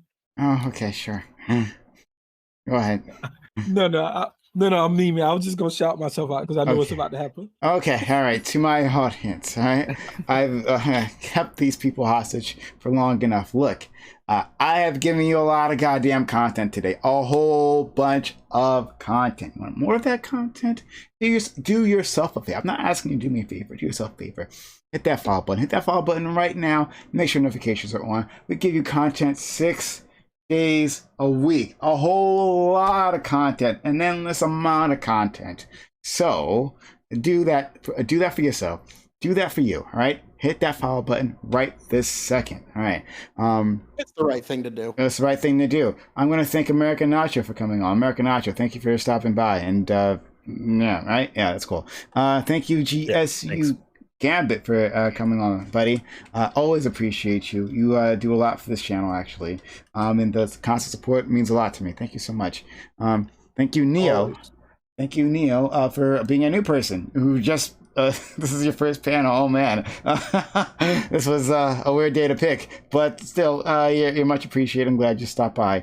Thank you, Mixed Vivian Wolf, for being a constant pain in my ass, but I love you any which way. All right, like a pleasurable pain. I was very well behaved like a tonight. pleasurable pain. Yes, like a dull, like throbbing, like a tooth. You know, it kind of feels kind of good. All right, sure. Anyway, next cutter. Guess I'll hand in my notepad. Okay. Oh boy. All right, like a conservative, complaining and bitching and moaning. All right. KOE. Thank you. Thank you, good sir. It is always glorious to be here. Find me at KOE Nation on YouTube and Twitch, folks. I'm never above shameless self promotion. Prime, God bless you. Thank you for everything. And yeah, you beautiful people. It's just glorious to get to talk with you. Thank you. And Mixavian Wolf is links in chat, and so is KOE's exclamation point KOE to get his stuff. Oh, also, before I forget, exclamation point social to get my stuff. All right. So follow me on Twitter because I announced stuff. Right, like this was happening. I announced it on Twitter. You're not following me on Twitter, then you didn't know. All right. So follow me on Twitter. Also, jump on my YouTube. We're trying to grow the YouTube into a sustainable platform. That's where we'll be finding the VODs. You want to look at this later? Look at the YouTube. Go on the YouTube. That's where the VODs are. Subscribe to the YouTube and jump into the Discord because that's the heart and soul of this community. That's where we have all our biggest and best arguments is in the Discord. So subscribe there. Okay. Next, Fanatic. Thank you so much for being as bombastic as you always are. So I always make room for you, buddy. Bombastic mean butthurt? Oh shit. It can be. It honestly can be sometime. Like let's be. Word definitions are changing before us. And Fanatic is going to put his music in chat. He makes beautiful music. Okay, great. I'm going to thank Destiny for coming here and being ultra combative, like more combative I've ever seen against me, right? So this was, I thought I'd gotten him pretty riled up, but this is apparently I was just amateur league, right? So that's fine. But seriously, dude, thank you. That was awfully kind of you to stop by. And then I just want to say thank you very much to chat for getting me over 2K on Twitter. I appreciate it. Gave me those endorphins. It feels good, man. Okay, all right. And then last but not least, we have our good friend Katarana, an amazing mod who does so much for our channel. Remember to hit that like and subscribe, and don't forget the notification bell so that my videos show up right in your feed. Wow. Okay, I'm done doing fun content. I can't hold back. No, just fucking play. It's league time.